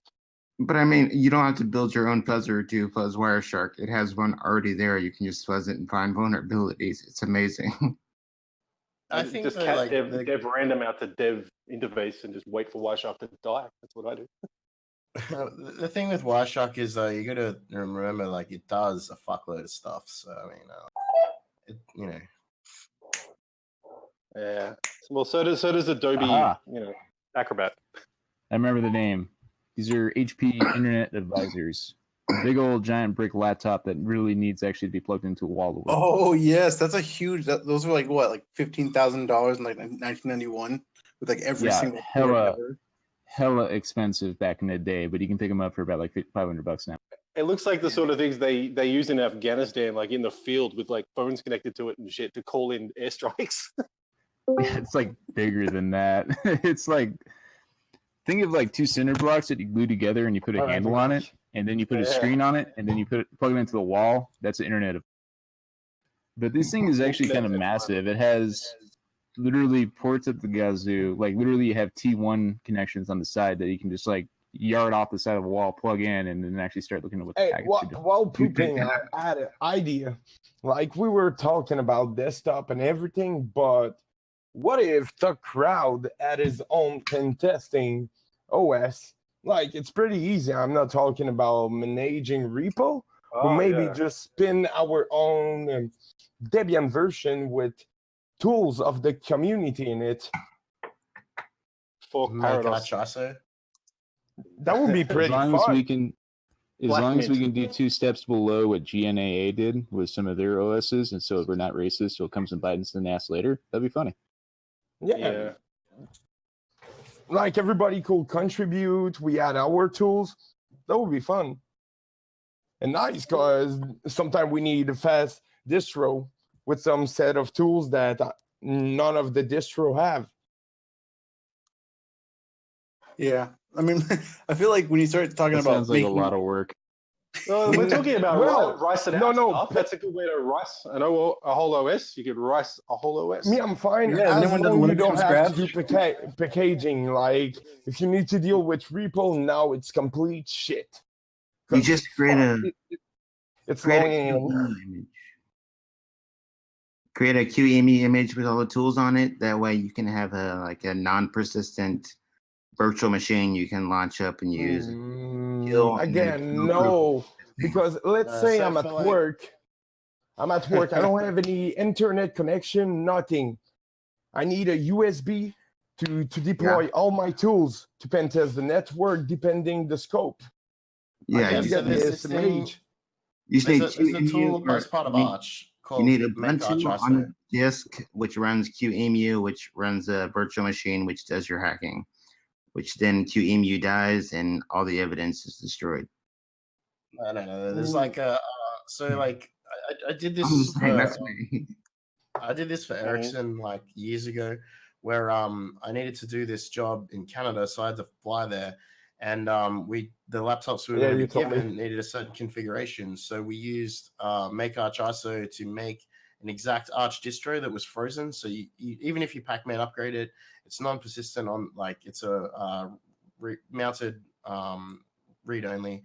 And you boot it and it works every single time and it just never gets updated and it's probably vulnerable, but it doesn't matter because it's used like one time, throw it away. And all you have is the Arch base, and then you have an overlay FS, which you use, which it builds for you with the packages and then the files that you want. And that's all it is. It's like pretty easy to build. And then it writes it to the USB at the end for you. Anyway, I just thought of that while taking a shit. And I was like, damn, that's a good idea.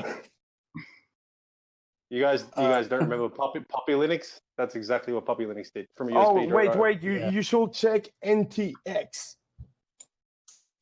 What was the other one around Poppy Linux? That was the guy that started it got angry because people wanted to like use RPM or something. He's like, "Fuck that! You got to use Poppy Manager," and so they split into two complete separate projects now.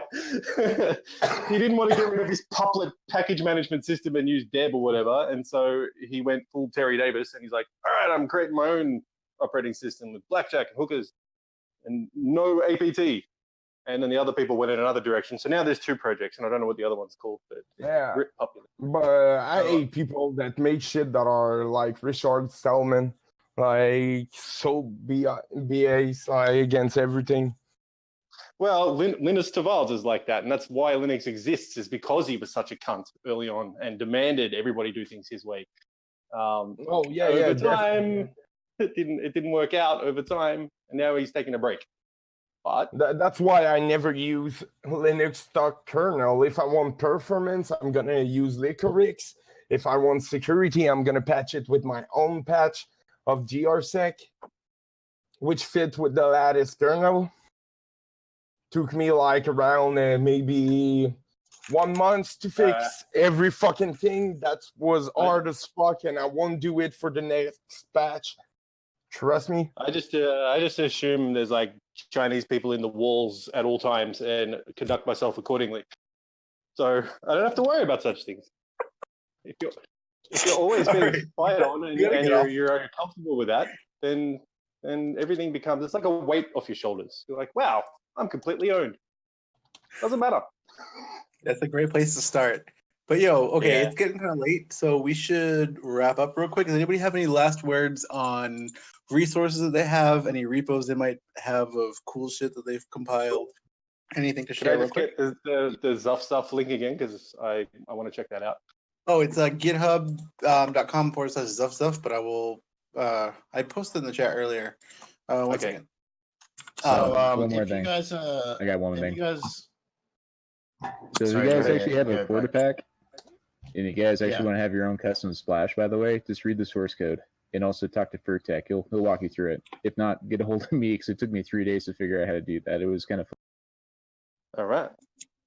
Hey, so how can we get not Pike? Where's that project link for the PCB we were talking about? Which one? Is it just under github.com/notpike? Yeah, github.com/.pike/don't call the cops. Yep. So there's a link in there somewhere over my terminals. I use Bashit, which is like a OMI-ZSH clone for Bash. So you don't. I'm using the same Bashit. Awesome. Yep. I like it too. I contributed to the Redline theme. It's been circulating in the screenshots. So that's my terminal, and that's where you don't have to get some dodgy files from me. If I wanna write out my IDA Pro, are there any resources online for that? Basically, if you did like ZSH with OMI-ZSH, pretty much the same if you're not aware.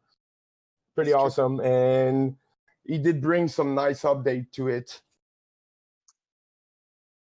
What are you guys? What are your favorite Android launches? Oh shit, that's a good the whole question. world of hacking. It's like 1 billion people in the world know what an Android launcher is. And all the I hackers forgot the fucking launchers, which I use it one which make your whole phone doesn't require root. It make it Commons line. Is it TUI? I think no. Let me check. There's a lot. Just Most of them like, are riddled with malware. Yeah, it's not actual shells. It's just pre-made Commons, but it's still nice. Yeah, there's I think there's a Google Pixel. I can't remember what it's called, but what's the name of the Pixel launcher? Does anyone have a Pixel? I know you can install it on other devices now. Which is no, I bought this OnePlus 2 for like $50.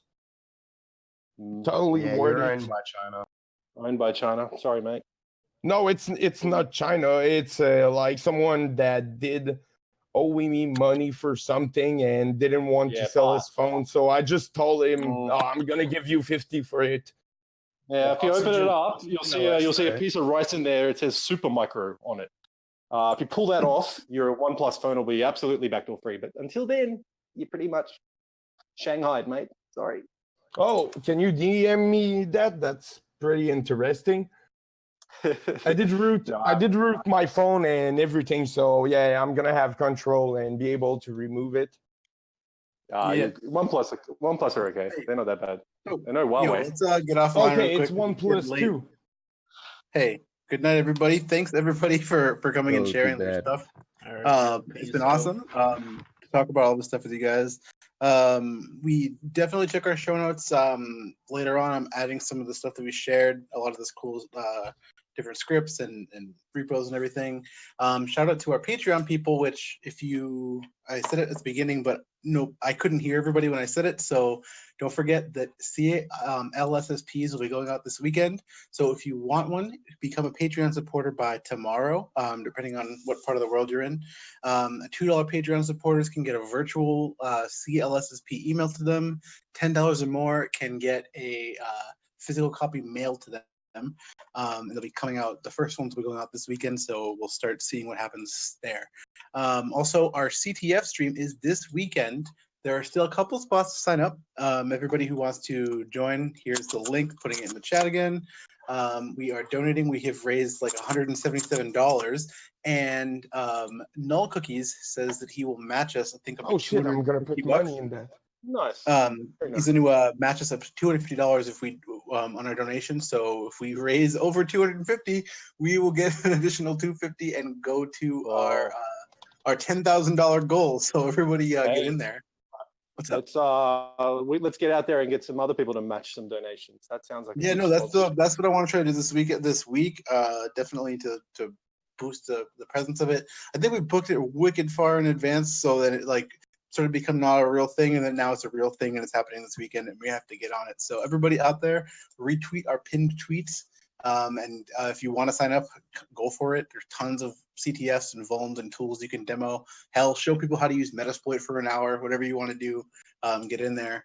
And shout out to our Patreon supporters, Anthony V, DVD Freight Tag, Gabe O, Hamburger Keyboard, Harmony, James, Joshua G, Matthew H, Mayor P, Nolan B, Null Cookies, Rob Poner, Sterling Archer, Talon, and Walski.